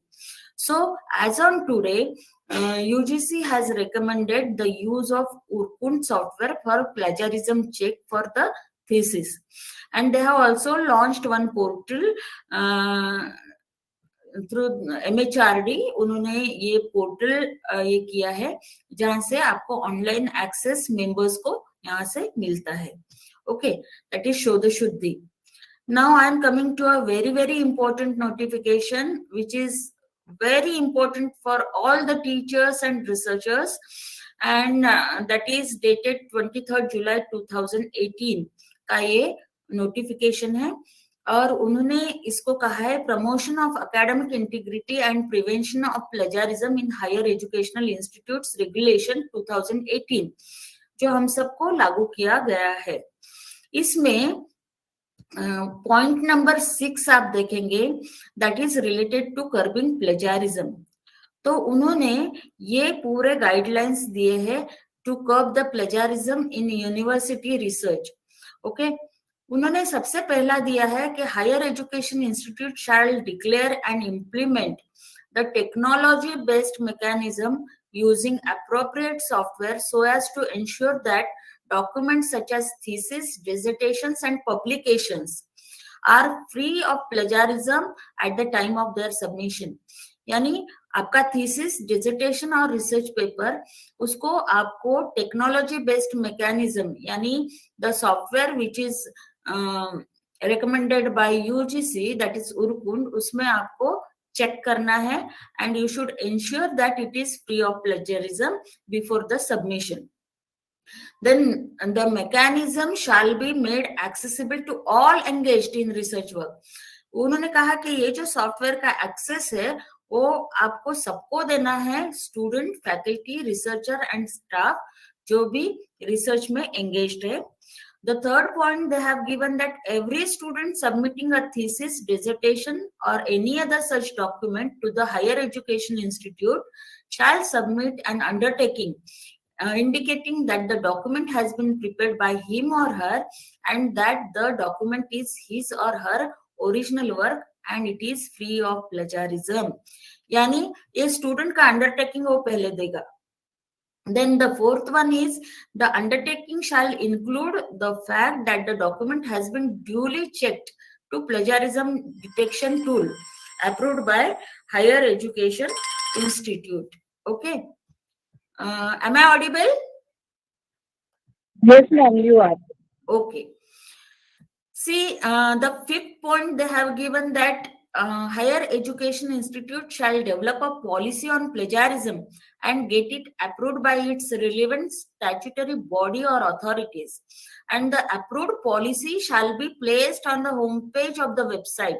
See, this is a very important thing to know about. Okay? UGC ने स्ट्रिक्टली हर यूनिवर्सिटी को गाइडलाइन दिया है कि वो अपनी प्लेजरिज्म पॉलिसी बनाए और वो प्लेजरिज्म पॉलिसी का लिंक होम पेज पे दे. ओके, अभी केवल स्टूडेंट का ही नहीं अंडरटेकिंग चाहिए, तो each supervisor shall submit a certificate indicating that the work done by the researcher under him और her is plagiarism free. Means यहाँ पे आप देखेंगे 2018 के बाद केवल स्टूडेंट जिम्मेदार नहीं है, तो उसका रिसर्च सुपरवाइजर भी is equally responsible for the plagiarism if found. Okay, तो दोनों पे कार्रवाई हो सकती है. Then next one, UGC has said that higher education institute shall submit to InflipNet soft copies of all masters, research programs, dissertations and thesis within a month after the award of degrees. हाँ, तो इसकी soft copies जो है वो degree award होने के 1 महीने के अंदर शोधगंगा में अपलोड होने के लिए आपको भेजना है. और उन्होंने ये भी कहा है to give the more visibility to your institution research, every university should create one institutional level repository और उसमें आपके फैकल्टी के डिसर्टेशंस, थीसिस और पेपर पब्लिकेशंस जो है वो आपको सब यहाँ पे भी उसको एक्सेस देना है, ओपन एक्सेस देना है और उसको विजिबिलिटी प्रोवाइड करना है. So under 2018 regulation as per clause number 6, UGC has issued some important guidelines that we will have to follow while curbing the plagiarism in our research publications. Then now, according to this particular regulation, UGC has used not the word plagiarism, but they have used the word similarity check. Means आपका paper जो है उसमें कितने ऐसे portions है जो already आपने कहीं और से लिए हैं. ओके, तो सिमिलैरिटी चेक ये शब्द यूज किया गया और उन्होंने कहा कि the similarity checks for plagiarism shall exclude. Similarity check करते वक्त क्या क्या एक्सक्लूड करना चाहिए आपके डॉक्यूमेंट में से. So all quoted work reproduced with all necessary permission or attribution. देखिए आपके पेपर में ऐसे कुछ जैसे डेफिनेशंस है, तो आप definition you always right in double quotes and you give the reference. तो ऐसी चीजें हैं तो उसको आपको एक्सक्लूड करना चाहिए प्लेजरिज्म चेक करते वक्त. या आपने ब्रेविटी के साथ स्मॉल पोर्शंस कहीं से लिए हैं और उसको ड्यूली एक्नॉलेज किया है तो उसको भी आप एक्सक्लूड कर सकते हो. देन आपके references, bibliography, table of content, preface, acknowledgement, ये चीजों को भी एक्सक्लूड करना है आपको प्लेजरिज्म चेक करते वक्त। And all generic terms, laws, standard symbols and standard equations को भी आपको सिमिलैरिटी चेक करते वक्त एक्सक्लूड करना चाहिए। देखिए, कभी कभी होता है कि कुछ सस्पेक्ट की जाती है कि इसमें प्लेजरिज्म है, तो उसके लिए इंक्वायरी करने के लिए यूजीसी ने कहा है कि सबसे पहले आपका डिपार्टमेंटल एकेडमिक इंटीग्रिटी पैनल बनाओ, दैट इज DAIP। जैसे यूनिवर्सिटी का रिसर्च PG डिपार्टमेंट है, तो उसमें हेड ऑफ द डिपार्टमेंट जो है वो रहेंगे, एक सब्जेक्ट एक्सपर्ट रहेगा external, then one may be from software person. तो ऐसे उन्होंने एक पैनल बनाने के लिए कहा है, जो ऐसे जो प्रोब्स है, ऐसे जो केसेस सामने आए हैं उसमें इन्वेस्टिगेशन करेंगे and then they will report to institutional academic integrity panel IAIP, that is at university level. Honorable Vice Chancellor will be the chairman, Dean will be there, head of the department will be there, subject experts will be there and software person should be there. तो ऐसे एक panel उन्होंने institution level का बनाने के लिए बोला है। अभी देखिए, ये रेगुलेशन प्लेगरिज्म इश्यूज के लिए क्यों इम्पोर्टेंट है, क्योंकि अभी तक स्ट्रिक्ट गाइडलाइंस नहीं थे, लेकिन विद दिस 2018 रेगुलेशन यूजीसी ने degree of similarity and level of penalties define की है इस रेगुलेशन में। तो वो बहुत ही इंपॉर्टेंट स्लाइड मैं आपको अभी दिखाने जा रही हूँ। थीसिस एंड डिसर्टेशंस के लिए ये है लेवल 0।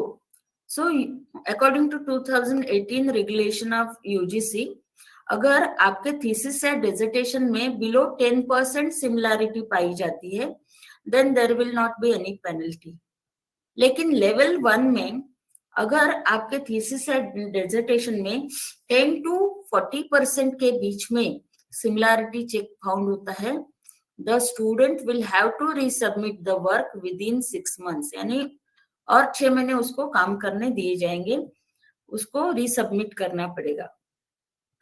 लेवल 2 में if similarity check is between 40 to 60%, student will not be allowed to resubmit the work for 1 year.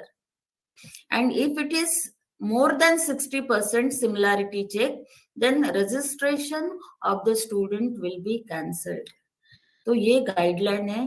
This is a very strict similarity and penalty guideline. And for academic and research publications, आपके papers वगैरह जो भी होते हैं, if it is below 10% similarity, there will not be any penalty. But if the similarity check is between 10 to 40%, then author will have to remove the research work. If it is between 40 to 60%, then 3-tier penalty will be there. The first one, author will have to withdraw the manuscript. Author will not be given 1 annual increment. See here, this is a very, very difficult one. मतलब आपको financial benefit पे भी असर पड़ेगा if you are sending plagiarized articles. Okay. See, author will not be given 1 annual increment. And if the author is the supervisor, then author will not supervise any new student for masters, MPhil and PhD for 2 years. And if the similarity check is more than 60% in your paper, then again 3-tier penalty is there. Author will have to withdraw the manuscript.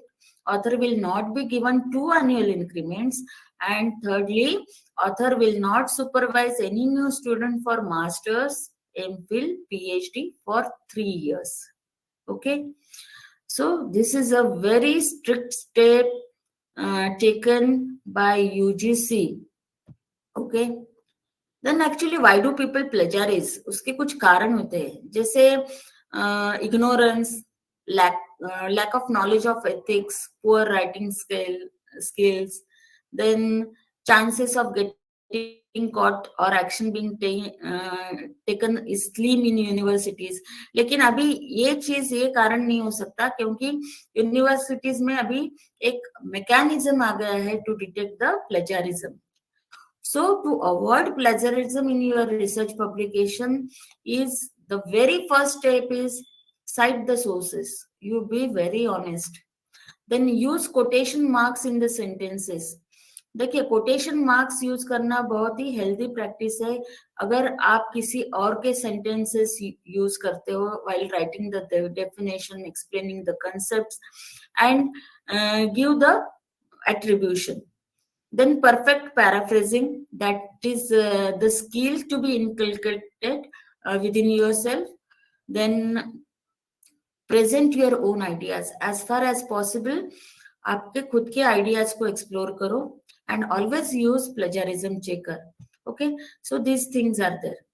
You can see on the screen, this is a report generated by Urkund. Okay, see this is the document and here 28% similarity it is showing. Okay, तो यहाँ पे देखिए there are some exclusions given over here, exclusion buttons. Okay, आपने जो quotes में लिखा है उसको एक्सक्लूड करने के लिए यहाँ पे बटन है, ब्रैकेट्स में लिखा है उसको एक्सक्लूड करने के लिए बटन है. So the software has given some utilities over here that you must know before you go for plagiarism check. Okay, so always use short quotes, quotation marks. Then जैसे you can use the indents also. जैसे आपको एक कविता का विडंबन करना है, suppose you want to make some criticism on अ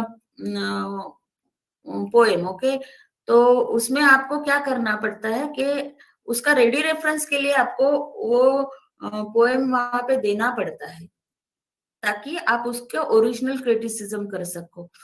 सो यहाँ पे आपका इंटेंशन ये नहीं है टू कॉपी द थिंग्स, यहाँ पे आपका इंटेंशन है to provide ready reference to that particular original poem. Okay, so in this case you can make use of indents. जैसे लेफ्ट मार्जिन से 1 इंच अंदर किए, राइट मार्जिन से 1 चीज अंदर किए, उसको इटैलिक्स बनाए ताकि पढ़ने वाले को समझे कि this is actually given for your ready reference. Okay, suppose if you are using a table, a chart or diagram, तो उसके नीचे ही उसका रेफरेंस लिख दीजिए, है ना, taken from so and so source. And being academician, being a researcher, you should always read one document, that is COPE 1999 document. See, this is actually the home page of COPE, that is Committee on Publication Ethics, and UGC is also following these guidelines. This is the home page, and you can see here from this link you can get the guidance, flowcharts, guidelines and cases of plagiarism solved. Okay, and here you can see I have given the keyword plagiarism. So here I am getting 5 documents from this scope, that is text recycling guidelines for editors. देखिए, आप lockdown वाला 2020 वाला जो notification है, public notification, उसमें self plagiarism के लिए text recycling word use किया है. It is from here. See, these are all text recycling guidelines are given. Then retraction guidelines are given. And then you can see cooperation between research institutions. Then ethical editing for new editors. Then principles of transparency and best practices are given. They have also provided you some easily understandable flowcharts. Okay, and the case studies of plagiarism and all research misconduct are also discussed over here, like extensive plagiarism, double plagiarism, suspected plagiarism and all. These are the flowcharts given. Okay, and one more guideline, very important guideline they have issued, that is retraction guideline. So this retraction word is also a very important word for research publications. You must know what retraction is. See, the purpose of retraction is for correcting the literature and alerting the readers to articles that contain seriously flawed or erroneous content or data, जिनके findings और conclusions पे आप rely नहीं कर सकते हो. Okay, so the main purpose of retraction is to correct the literature and ensure its integrity rather than to punish the authors. देखिए, हमारे अगले जनरेशन के रिसर्चर्स तक करेक्ट डाटा जाना चाहिए, इसीलिए रिट्रैक्शन का मैकेनिज्म भी उन्होंने इम्प्लीमेंट किया है. रिट्रैक्शन का मतलब है आपका पेपर पब्लिश हो गया, उसको पब्लिश्ड स्टेटस आने के बाद में भी अगर उसमें कोई कॉपीराइट वायलेशन दिखाई देता है, ऐसे दिखाई देता है कि रिसर्च मिसकंडक्ट है, कहीं पे डेटा मैनिपुलेशन है, कहीं फॉल्सिफिकेशन हुआ है, कहीं फैब्रिकेशन ऑफ डेटा है, तो ये चीजें अगर पब्लिश होने के बाद में भी ध्यान में आई तो वो पेपर को आप पब्लिकेशन स्टेटस से निकाल सकते हो. That is the process of retraction. लेकिन एक चीज ध्यान में रखिए, ये retraction purpose is not the for the purpose of punishing the author's, it is for correcting the literature. Okay, अभी ऐसे रिट्रैक्टेड पेपर्स, बहुत अच्छे अच्छे पब्लिशर्स के रिट्रैक्टेड पेपर्स आपको एक डेटाबेस से मिलेंगे and you can access that retraction database from Google. अभी यहाँ पे देखिए, ये रिट्रैक्शन डेटाबेस है, इसमें मैंने सब्जेक्ट दिया है फूड साइंस. ओके, तो फूड साइंस के 109 आइटम्स मुझे यहाँ पे मिले. देखिए, जो एल्सवेयर में पब्लिश हुआ था, विले में पब्लिश हुआ था, एल्सवेयर में पब्लिश हुआ था, यानी बहुत अच्छे अच्छे जर्नल्स में पब्लिश हुए पेपर्स भी आफ्टर पब्लिकेशन रिट्रैक्ट किए गए हैं. Then you can see food science from India, तो उसमें 12 आइटम्स इंडिया से भी मिले हैं. यहाँ पे देखिए, publisher is Springer, here it is Taylor and Francis. तो अच्छे अच्छे पब्लिशर्स के पेपर्स भी रिट्रैक्शन डेटाबेस में आपको मिलेंगे. जैसे मैंने यहाँ पे केवल इंडिया से कितने पेपर्स रिट्रैक्ट हुए हैं, you can C over here 1 2 3 7 papers India से रिट्रैक्ट हुए हैं. राइट, यहाँ पे आप देखेंगे एल्सवेयर के कितने पेपर्स रिट्रैक्ट हुए, मतलब आफ्टर पब्लिकेशन 3184. ओके, तो ये आप देख सकते हो. There are different reasons to retract the papers from publication status. You can see breach of policy by author, breach of policy by third party, cites prior retracted work. See, this is very important to know. अगर आप research paper लिखते हो और आपने आपके paper में retracted paper का reference site किया है, तो आपका पेपर भी रिट्रैक्ट हो जाएगा आफ्टर पब्लिकेशन ऑल्सो. वो तो पहले ही हो जाएगा, मतलब रिफ्यूज हो जाएगा वो. लेकिन अगर गलती से वो पब्लिश भी हो गया तो that can be the reason for retracting your paper also. Then complaints about author, then you can see concern issues about data, image, then you can see conflict of interest, then copyright claims. Then there are several reasons to retract the papers, that is duplication of article, data, image, text, then error by journal publisher, then error in data, error in image, error in methods. Then you can see some more, that is fake peer review, falsification, fabrication of data, image results, then forged authorship, hoax paper. Then you can see manipulation of images, then manipulation of results, miscommunication by author, misconduct by author. Then you can see plagiarism of data, plagiarism of article, plagiarism of image, plagiarism of text, and unreliable images, unreliable results and all. So you can see the retracted papers on these regions. देखिए, मेरे पास एक case I थी, तो उसमें ऐसा था कि elsewhere के जर्नल में उनका पेपर पब्लिश हुआ, एक टीचर का. उसमें उन्होंने एक इमेज ली थी जो दूसरे जर्नल में किसी ऑथर ने पब्लिश की थी, और वो इमेज लेके उन्होंने क्या किया कि उसको ड्यूली साइटेशन दिया, पूरा अच्छे से कंप्लीट साइटेशन दिया कि हमने ये इमेज यहाँ से कॉपी पेस्ट किए. लेकिन वो जो ओरिजिनल ऑथर थे जिन्होंने वो इमेज जो है वो पब्लिश की थी, उन्होंने ऑब्जेक्शन लिया इनके ऊपर और एल्सवेयर को लेटर भेजा कि दिस इज प्लेजारिज्म. तो इन्होंने आंसर दिया कि I have given the full citation to the original work, तो ये प्लेजरिज्म नहीं है।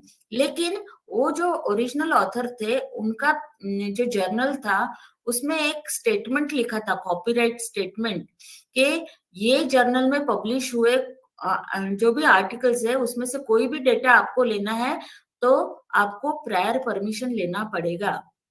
वो इन्होंने पढ़ा नहीं और इन्होंने एल्सवेयर के पेपर में पब्लिश होने के बाद में फिर इनका ऑब्जेक्शन आया कि उन्होंने हमारी परमिशन नहीं ली।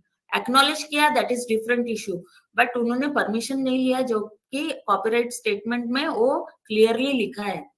तो एल्सवेयर ने उनका पेपर क्या किया, रिट्रैक्ट किया, रिमूव फ्रॉम पब्लिकेशन स्टेटस। और उसके लिए जो ओरिजिनल ऑथर थे उन्होंने कहा कि वो इमेज लेने के लिए मैं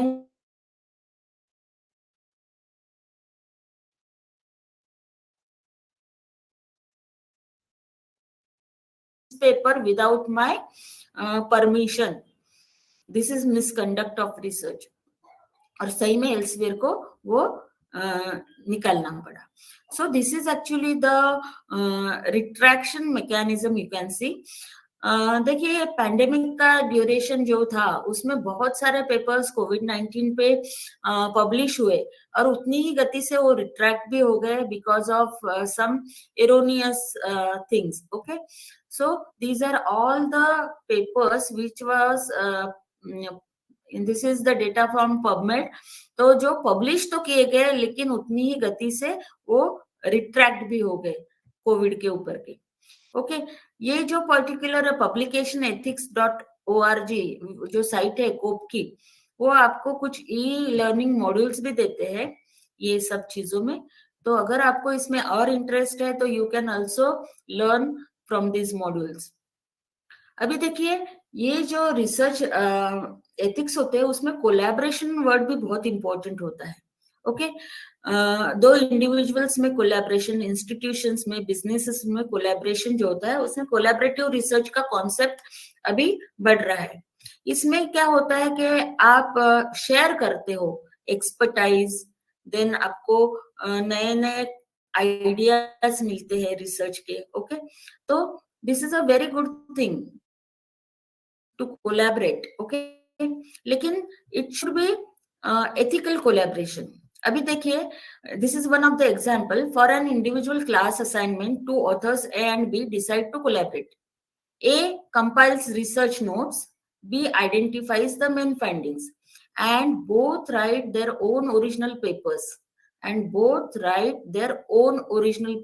यानी हर एक ऑथर, ए ने अलग पेपर लिखा, बी ने अलग पेपर लिखा। It is the case of unethical collaboration as well as plagiarism. Okay, तो ये कोलैबोरेशन जो है वो भी बहुत ही एथिकल होना चाहिए। देन रिसर्च मिसकंडक्ट में तीन चीजें आती है, फैब्रिकेशन, फॉल्सिफिकेशन एंड प्लेजरिज्म। कौन सी स्टेजेस में? In proposing stage of research, performing stage, reviewing of research and reporting the research result. Okay, so fabrication, falsification and plagiarism, these three are the cardinal sins in research misconduct। okay, fabrication का मतलब क्या है? Fabrication means construction and or addition of data, observation, characterizations that never occurred in the gathering of data or running of experiments। And what falsification is? Falsification means changing or omission of research results to support claims, hypotheses, other data, etc. It can include manipulation of research instrumentation, materials and processes। Okay, so this is falsification and I have explained you what plagiarism is। अभी देखिए हमारा जो copyright act है तो उससे हम थोड़ा सा इसका कंपेयर करते हैं। हमारा जो section 57 of Indian copyright act 1957 है, जो ऑथर्स को right to claim the authorship देता है ना, स्पेशल राइट्स में, वो प्लेजरिज्म से जुड़ सकता है। देन स्पेशल राइट्स में पैटर्निटी जो है वो मोरल राइट के अंदर में आता है। Then you can see section 63 आपको पनिशमेंट्स बताता है, right, violation of the copyright, imprisonment and all. अभी कॉमन नॉलेज होता है, जैसे नरेंद्र मोदी जी भारत के पंतप्रधान है, सबको पता है, तो हर एक सब्जेक्ट में ऐसा बेसिक कॉमन नॉलेज होता है, तो उसको साइट करने की जरूरत नहीं पड़ती है। Okay, real life plagiarism scandals अगर आप देखेंगे तो ये Pulitzer prize winning Doris Goodwin है, तो उनके एक किताब में एक्सीडेंटली किसी और के वर्ड्स आ गए तो उनको डिस्ग्रेस होना पड़ा and she was forced to step down from the Pulitzer board. Okay, then ये प्रोफेसर मेडोना है, और उसके जो पब्लिकेशंस है उसमें रैम्पेंट प्लेजरिज्म पाया गया and she was fired from the post. Then ये बहुत ही बड़ा स्कैंडल हुआ था प्लेजरिज्म का, न्यूयॉर्क टाइम्स में जेसन ब्लेयर करके रिपोर्टर थे और उन्होंने 40 स्टोरीज जो है 3 साल में फैब्रिकेट किए थे। So he was fired from this job, और पैथेटिक सिचुएशन ऐसी थी कि टॉप 2 एडिटर्स को भी रिजाइन करना पड़ा इस स्कैंडल की वजह से। Then she was the student of Harvard University, उसने लोकल न्यूज़पेपर में आर्टिकल लिखा that was plagiarized. Okay, so her admission was revoked. और देखिए हम नैक का एसएसआर लिखते हैं, तो टाइम्स ऑफ इंडिया का ये 23 फरवरी 2013 का न्यूज है, plagiarism in colleges was always associated with doctoral students and faculty members who copy from the hard work of others and pass it off as their own. Now colleges applying for government accreditation have been found indulging in the same shameful practice. एक college था, उन्होंने SSR जो submit किया तो उसमें pages 38 to 139, that means more than 100 pages, वो actually word to word lift था from the SSR of college from Chennai. ठीक है, लेकिन ये जो पर्टिकुलर केस थी वो किस प्रकार से सामने आई, वो कोइंसिडेंटली एक्सीडेंटली सामने आई, क्योंकि नैक ने उसी चेन्नई के जो प्रिंसिपल थे एंड सेक्रेटरी थे उन्हीं को उनके नैक पेयर टीम में जगह दी। तो उन्होंने कहा, सेबेस्टियन नाम था उनका, उन्होंने कहा when I was reading that SSR I felt के मैं मेरे खुद के कॉलेज का एसएसआर पढ़ रहा हूँ, और फिर मैंने क्रॉस वेरीफाई किया तो more than 100 pages were word to word lift. देखिए ये भी एक बहुत ही डेंजरस सिचुएशन थी जहां पे 26 year old faculty of Wadia women's college Surat, she committed suicide by hanging herself because she was upset after the allegations of plagiarism in her MPhil thesis. देखिए CNR Rao जो थे, जैसे कि कोंडावर सर ने भी इनका एच इंडेक्स आपको दिखाया है, लेकिन उनका भी एक केस में उनको अपोलोजाइज करना पड़ा क्योंकि छोटा सा पोर्शन जो है टेक्स्ट का उनके स्टूडेंट ने कॉपी किया था। अभी ये दिल्ली हाई कोर्ट का स्पाइसी आईपी ब्लॉक में एक केस रजिस्टर हुई थी 2015 में। दिल्ली हाई कोर्ट ने क्या किया था, 33 paragraphs of its judgment in the case of Roche versus Cipla जो था, उसका जजमेंट में 33 पैराग्राफ्स एज इट इज एक आर्टिकल से उठाए थे, जो आर्टिकल लिखा था श्वेताश्री मुजुमदार और ईशान घोष ने in Queen Mary journal of intellectual property. 33 paragraphs यानी कितना सारा मटेरियल वैसे के वैसे वर्ड टू वर्ड उठाया था उस केस के जजमेंट में। तो उन्होंने माना दिल्ली हाई कोर्ट ने कि हाँ यहाँ पे प्लेजरिज्म हुआ है और एपोलॉजी भी दी ऑथर्स को, लेकिन रिस्पॉन्सिबिलिटी एक इंटर्न के ऊपर डाली जिसको प्रैक्टिस के लिए उन्होंने वो जजमेंट मनाने के लिए बताया था। बड़े बड़े नाम जैसे Mulk Raj Anand for lifting an article बार renowned Oxford professor Zinner, then Idrani Aikat, then V.N. Narayan, then B.S. Rajput, okay, Shiv Khera, इन लोगों पे भी कभी कभी प्लेजरिज्म के जो चीजें है वो आए हैं। देखिए I want to share my personal experience also.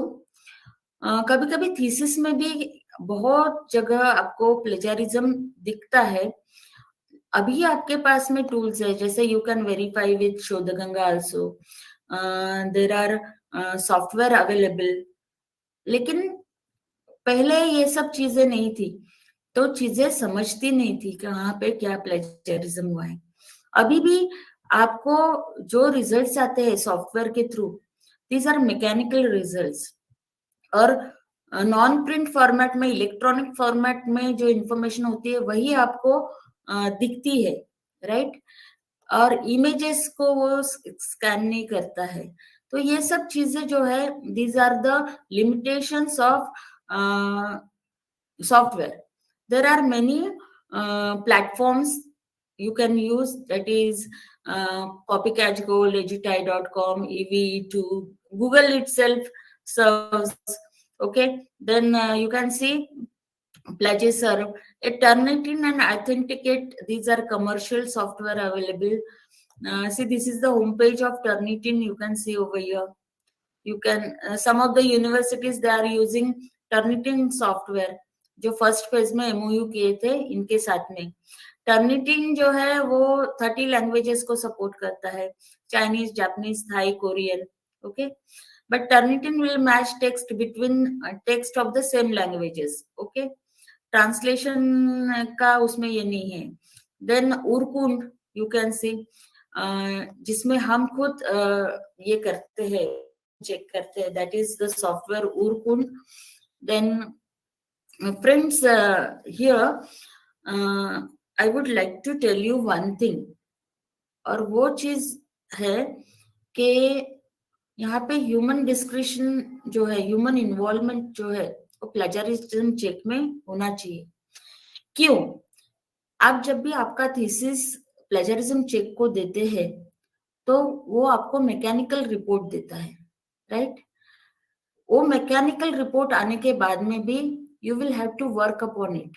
जैसे आपने डेफिनेशन ली है, उसका साइटेशन दिया है, तो आप एज ए सब्जेक्ट अथॉरिटी आपने उनको कहना चाहिए, you exclude this from similarity check because we have given due citation to this, we have used quotation marks for this.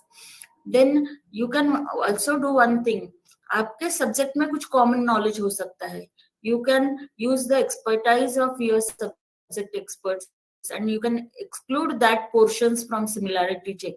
तो केवल मैकेनिकल रिपोर्ट लेके आप आगे मत जाइए, आप और आपके रिसर्च गाइड बैठ के उसके ऊपर काम कीजिए और ये सब चीजें आप हटाने की कोशिश कीजिए। There are some open source software available from for this plagiarism check, जैसे प्लैक्सकैन्स है, उसके बाद में यू कैन सी, वो दिखाता है आपको, लेकिन उसके बहुत सारे लिमिटेशंस है ओपन सोर्स सॉफ्टवेयर के।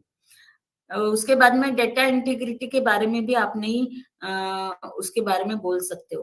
देन प्लैक ट्रैकर है, देन plagiarism.net है, then you can C plagiarism.net आपको पीडीएफ में रिपोर्ट देती है, इतने परसेंट सिमिलैरिटी चेक है करके।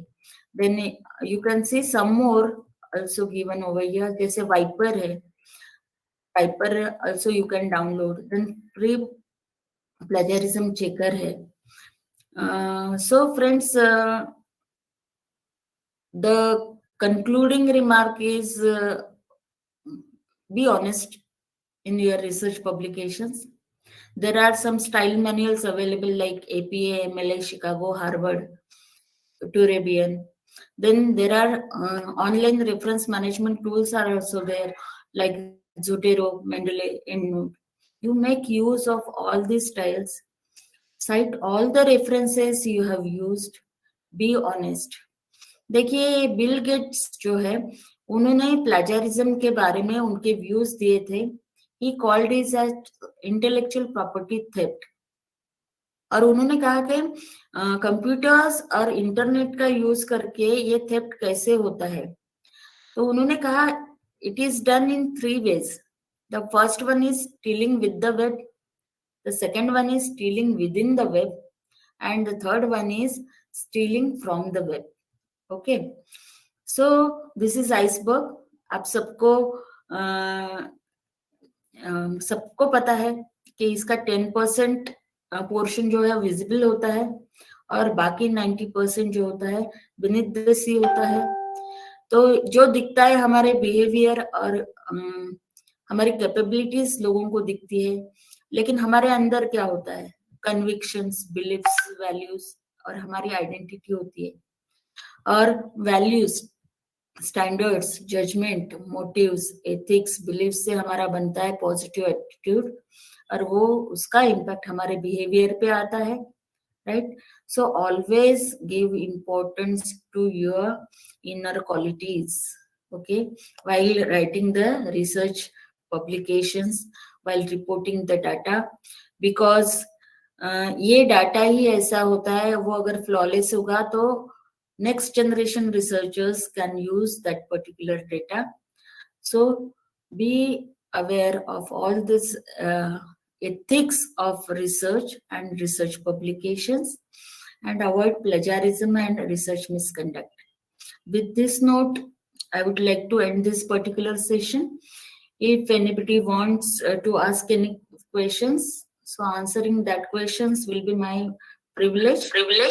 Thank you so much. Thank you so much.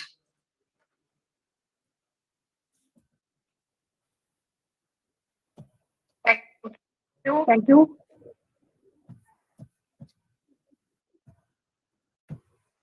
Good afternoon, madam.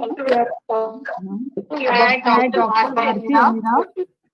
I have one question. Madam. You have said the mosaic plagiarism is one of the type of plagiarism, madam. Madam, Plagiarism is related to what? Madam, I'm not Please, wait a minute. It's a time of learning, but Am I audible? I think the query you mention the name of research person. Mention the name of research person. One by one.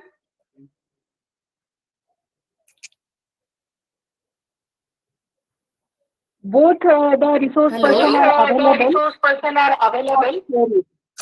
Before asking the query, you mention your name of resource person first.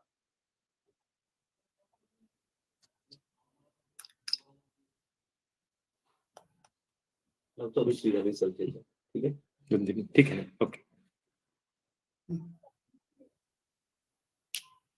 I think there are so many questions. Okay, you can ask. Yes. Okay, proceed for the question.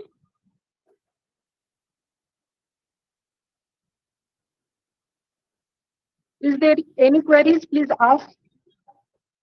Hello, Hirwani madam. My question is what is a mosaic plagiarism?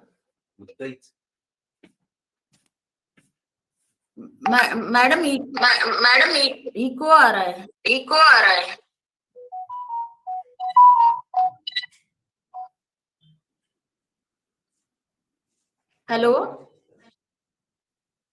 Hello, हाँ Bharati madam. Hello. Am I audible now? Yes, you are audible, ma'am.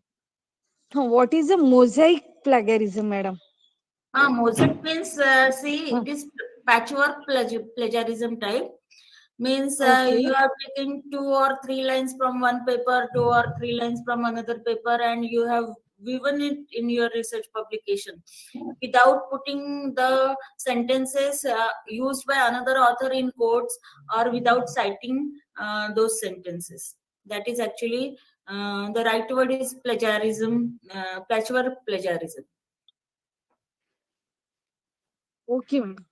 Okay, thank you.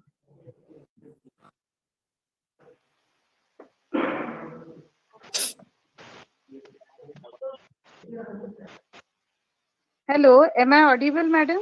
Yes, ma'am, Chaudhary madam. Okay. I very first congratulate to both resource person for nicely elaborating about the research terminologies. My question to Dr. S.B. Kondavar, sir. Sir, am I audible to you? Aarti. Yes, sir. Yes. Sir, once you have done registration in ORCID, okay, so we have to add that research paper manually, or it will get automatically added in that? It is automatically added in that. So it is a database. It generates Okay. automatically. Yeah. Okay. And the next one is that while doing Google Scholar registration, they ask about institutional email ID. Yeah. Right. So, So so if you provide your own email ID, just like a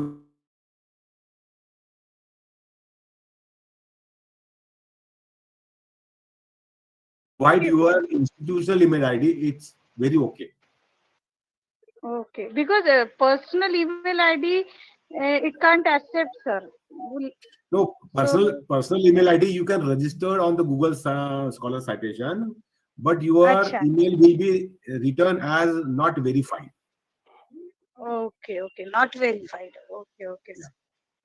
So in that case, we have to provide institutional mail ID, na? Institutional, yeah, institutional email ID. Oh, Right. thank you, sir. Thank you. My question, please. Can I? Can I ask question? Yes, Yogesh, your question Yes. to whom? Good afternoon, sir. My question is to Dr. Hirwade, ma'am. Okay. Ma'am, papers in English language is okay. But what about papers in other languages where softwares to check plagiarism are not available? For example, in Marathi, Hindi, or others. In such a case, how to check authenticity of this paper in absence of plagiarism software? Because we are totally unaware about the percentage of plagiarism of these papers. Please. Sir देखिए जैसे उर्कुन software है, टर्निपिन software है, उनने कुछ local जो languages है, regional languages, उसके लिए इंटरफेस बनाए हैं. अगर वो मैटर मराठी में आप पेपर लिखते हो और मराठी में कहीं वो वेब पे है पब्लिश्ड लिटरेचर में मराठी भाषा में, तो उसको वो मैच कर लेते हैं. Okay. So they have designed the interface for regional languages also now. Okay, ma'am. Thank you. Yeah. Thank you very much.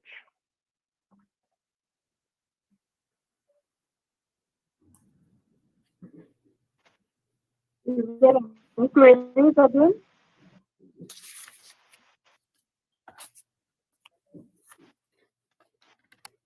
I think the queries are over. Thank you so much, Dr. Kondawar sir and Dr. Hirwade madam, for solving the queries of participants. Now I hand over this to Dr. Dupare madam for further proof.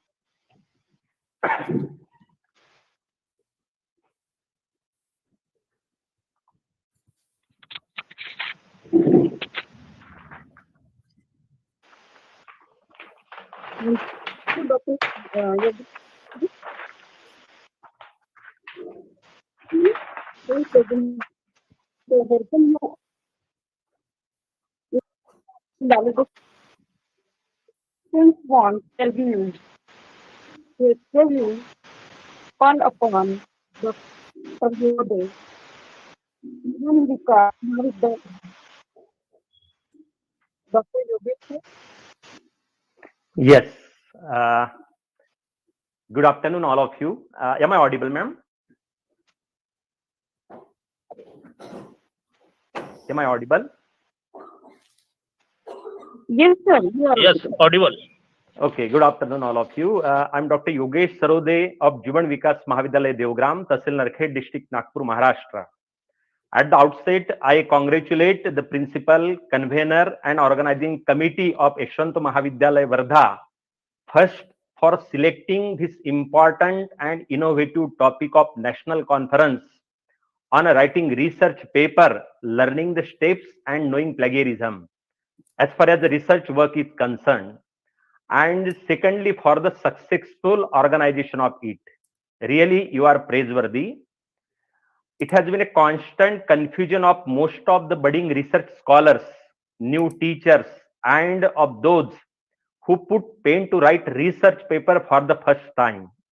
There is always a chaos how to write standard research articles, because many times we do not get proper counseling of experts in this matter, and hence we find there is a mushroom growth of research papers, but there is a big question mark on its quality, and hence it does not suit the purpose. After preparing research papers, many a times research scholars do not bother about its plagiarism. Sometimes the plagiarism reaches up to 80-90%, as if it is a replica of earlier published papers. So a researcher even forgets to follow the research ethics. Most of the time we first prepare the abstract and then elaborate our papers. While writing references, we do not adhere strictly to the standard guidelines. I think the topic of today's conference has given a quite satisfactory solution to all these issues and proved a great deal of remedy, a stick to old man in his travel of writing a good research article. Both the resource persons, Dr. Subhash Kondawar sir and Dr. Mangala Hirve ma'am, are well-known personalities in this academic arena. Both have given an in-depth analysis with good presentation on H index, I-10 index, impact factor, how to select a good research journal with high impact factor, DY number, then by Dr. Mangala Hirvade madam, copyrights, plagiarism. All these issues are discussed in details, clearing all doubts. I attentively listened both the speakers, and hence, as a participant, I am thankful to them. As far as the conference is concerned, it was started on time, sum up within time, and produced a good impact on the participants. So in terms of fruitfulness, I would call it as a successful conference. And I hope in future, there is again a need of the organization of such events on different topics related to research. Friends, if remarks are collected to improve the overall quality on all aspects of the program, then I must do this noble work. And hence, one thing which I cannot remain without mentioning here is that there should have been one paper reading session also. It might have added feather in the hat of this conference. Otherwise, the whole conference was excellent, fruitful, enjoyable, and pleasure-giving. I'm thankful to the convener, Dr. R.P. Chaudhary ma'am, for giving me a chance to add feedback here. Thank you all. Over to you again. Over to you, madam. Thank you. Thank you, sir, for your valuable review. I now call upon Dr. Bharti Anera, DRB Sindhu Mahavidyalaya, Nagpur, for her.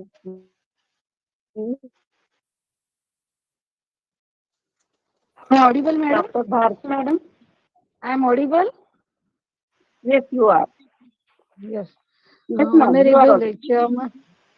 Honorable Chairman Samir Bhau Deshmukh, Principal of Yeshwant Mahavidyalaya, Dr. Deshmukh sir, Chief Guest Virulkar sir, then today's resource person, Dr. S.B. Kondawar sir and Dr. Hirwade madam, Dr. Bhongde sir, IQAC coordinator Kulkarni madam, and convener of this one-day national conference, Dr. Aarti Chaudhary madam, and other faculty members of different colleges. I, Dr. Bharti Anera from DRB Sindhu Mahavidyalaya. First of all, I am very much thankful to convener Dr. Aarti Chaudhary madam for giving me this chance to say something about the today's session. Nowadays, how to write the good quality research paper and publish it in the high impact factor journal by avoiding the plagiarism is an emerging issue in the area of research. But this issue, I think this issue has been resolved completely in today's session by hearing, first of all, my hearty congratulations to both the speakers, Dr. S.B. Kondawar and Dr. Hirwade madam, for giving the very valuable and informative talk regarding the different steps involved in the writing the research papers, the citation analysis, sources of citation analysis, how to find the H index, how to find the I-10 index, then impact, impact factor, site score, and how to register on or sheet. And about the Hirwade madam, the copyright protection covers what is the meaning of Copyright Act, what are the publication ethics for the authors, reviewers, and editors. Then there are 4 principles of the research ethics also. Retraction, what is the meaning of retraction? So this is very, very useful and informative information given by both the speakers, and which will be definitely very helpful and very fruitful for all of us faculty members. So thank you once again. And lastly, I congratulate the organizing committee of Ashwanta Mahavidyalaya for such a nicely organizing one-day national conference. Thank you once again. Thank you, Bharti Madam, for your valuable view. Today, of validity session, Dr. D.S. Bhunga sir, full Jivan Vikas Mahavidyalaya program. May I now request Chief Guest of today's program, Dr. D.S. Bhungade sir, for valedictory address. Over to you, sir. Hello, am I audible? मेरी आवाज आ रही है? Yes, you are audible. Yeah, thank you. A very good afternoon to all of you. Honorable Dr. Vilas Deshmukh sir, principal of this college, inaugurator of today's program, Dr. Virulkar sir, today's speakers, well-known Professor Subhash Kondawar sir, and my guru, Dr. Mangala Hirwade madam, convener, Dr. Arti Chaudhary madam, and all the participants present here for this national e-conference on writing research paper, learning the steps and knowing plagiarism, organized by Ashwant Mahavidyalaya, Varda, in association with the cluster of 13 institutions, that is KUTI. First of all, I heartily congratulate the principal, convener, and organizing secretary of this conference for conducting this national conference during odd time, considering the need of the time. Already, Dr. Subhash Kondawar sir and Dr. Mangala Hirwade madam had already focused on this topic through their very good presentations on this topic.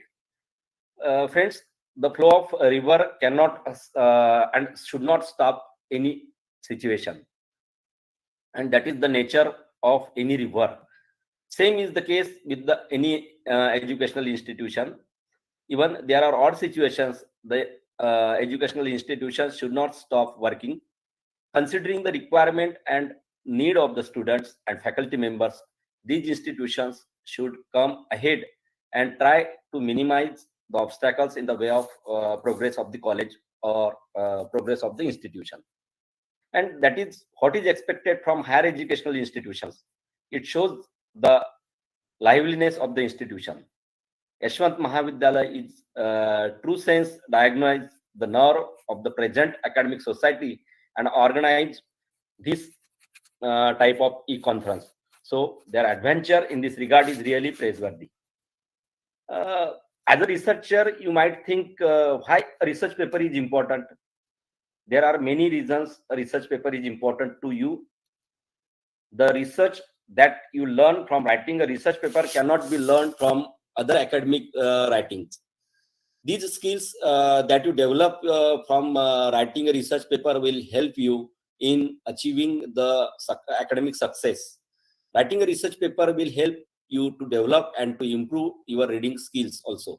It helps you to developing reading for critical evaluation, not just for the purpose of knowledge, but it helps you to develop the reasoning skills as you read any article or book to collect sources for your research paper. It helps you to think differently and think out of the box when you read something. You develop the skills of making conclusion from what you read and ask questions from yourself whether you agree with it or not. In short, the purpose of reading several sources for a research paper is to understand, break into pins, evaluate it, and conclude it also. Then writing a research paper gives a sense of achievement that you have done something all by yourself. Writing a good research paper will help you to get prestige and good credentials among students and teachers. Some researchers find writing a research paper a way to achieve all of these things in the academic life. We learn the basic process of writing a thesis, dissertation, or future scholarly essays.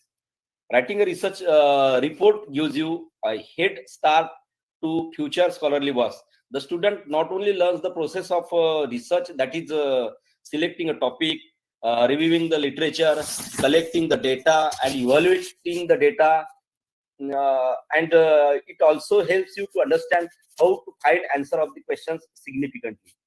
We know about the topic that we have selected for research paper, and this improves our knowledge about the topic.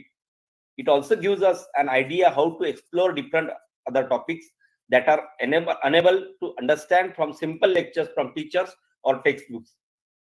We also learn how to use electronic and non-electronic sources to do in our research. There are various softwares that we can use in writing a research paper, and we can learn how to use them. You will also learn how to use journals, how to use books, and how to write research paper writing. You will learn the process of citation and acknowledgement also. You will be able to differentiate between the citation method that you are using and other citation methods.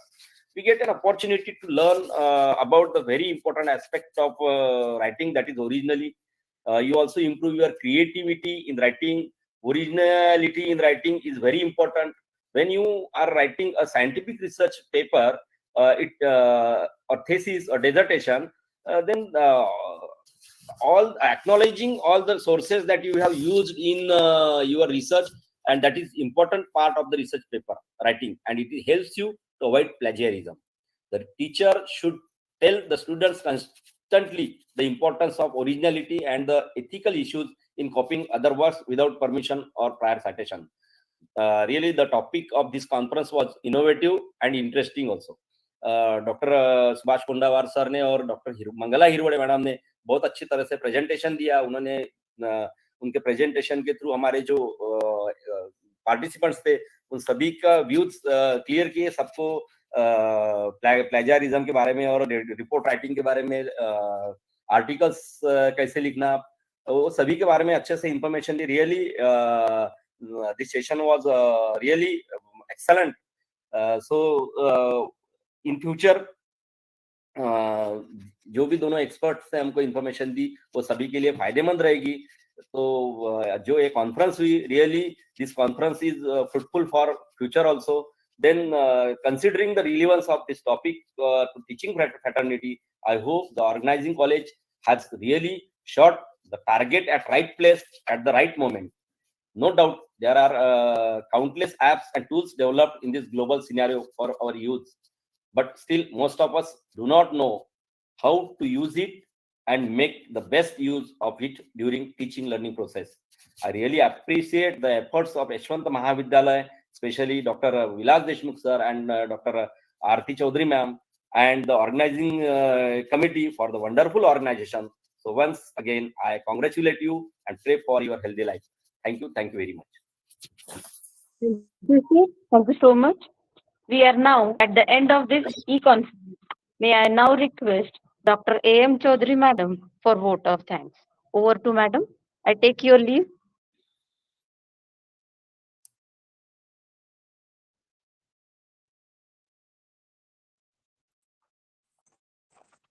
Am I audible to all of you? Madam, am I audible? Yes, madam. Yeah, ma'am. Okay. Good afternoon to all of you. To Apuravaji Deshmukh. Chief guest for today's valedictory session, Dr. D.S. Bhungare sir, Principal Jeevan Vikas Mahavidyalaya Deogram, Dr. H.R. Vilkar sir, Principal Arts, Commerce and Science College, RV, our inspiration, Dr. Vilas Deshmukh sir, resource person, Dr. Kundawar, Dr. Mangala Hirwade ma'am, Dr. Kalpana Kulkarni ma'am, IQS coordinator, honorable delegates, participants, faculty members of our college. It's a great honor and privilege for me to deliver a vote of thanks being as a convener of conference. Friends, this conference brought together a panel of highly accomplished experts, valuable thoughts in order to address key challenges in area of research and provide platform for a diverse range of stakeholders to focus how to write research paper by avoiding plagiarism. It would be a great privilege to work under guidance of Honorable Suresh Bhau Deshmukh, ex-chairman Yashwant Rural Education Society, Wardha, under young and dynamic leadership of Honorable Samir Bhau Deshmukh, chairman Yashwant Rural Education Society. Sir, your advice always boosted us to build up valuable skills and talent among us.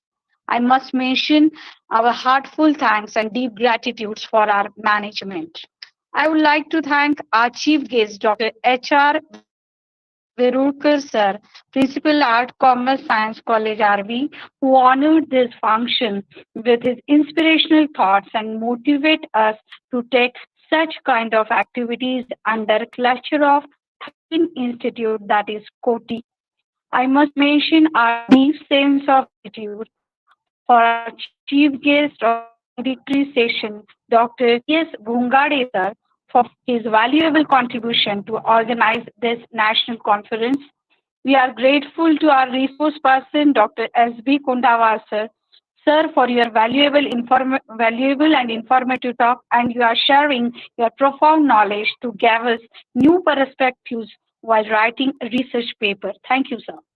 I'm very much thankful to Dr. Mangala Hirwade ma'am, who explored clear understanding about plagiarism in order to overcome challenges in research.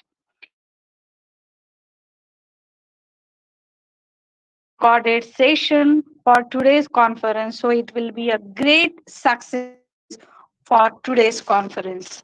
Next, I would like to thank Dr. Yogesh Sarode sir, coordinated research activities under Koti, Dr. B.S. Anirao ma'am from Sindhu Mahavidyalaya, Nagpur, providing their valuable feedback and graced the event. I would like to express my sincere thanks to our principal, sir, Dr. Vilas Deshmukh, for having come up with much wonderful ideas and full support to organize this conference. I mentioned my heartfelt thanks to Dr. K.C. Kulkarni ma'am, IQSC coordinator, head of the Department of Home Science. Without her generous support and able guidance, it won't be possible to organize today's conference. Thank you, ma'am. I take this opportunity to extend my sincere thanks to all delegates, participants from all over India for their enthusiastic participation. I would like to thank organizing committee Yashwant Mahavidyalaya Wardha for their involvement to make this conference a grand success. I'm thankful to all who have directly or indirectly to make this conference truly successful. I request all delegate participants kindly fill your feedback form to get e-certificate by clicking on feedback link sharing in chat box and WhatsApp group as well. Finally, with the permission of Principal Sir, I hereby declare the conference is over. Thank you, sir.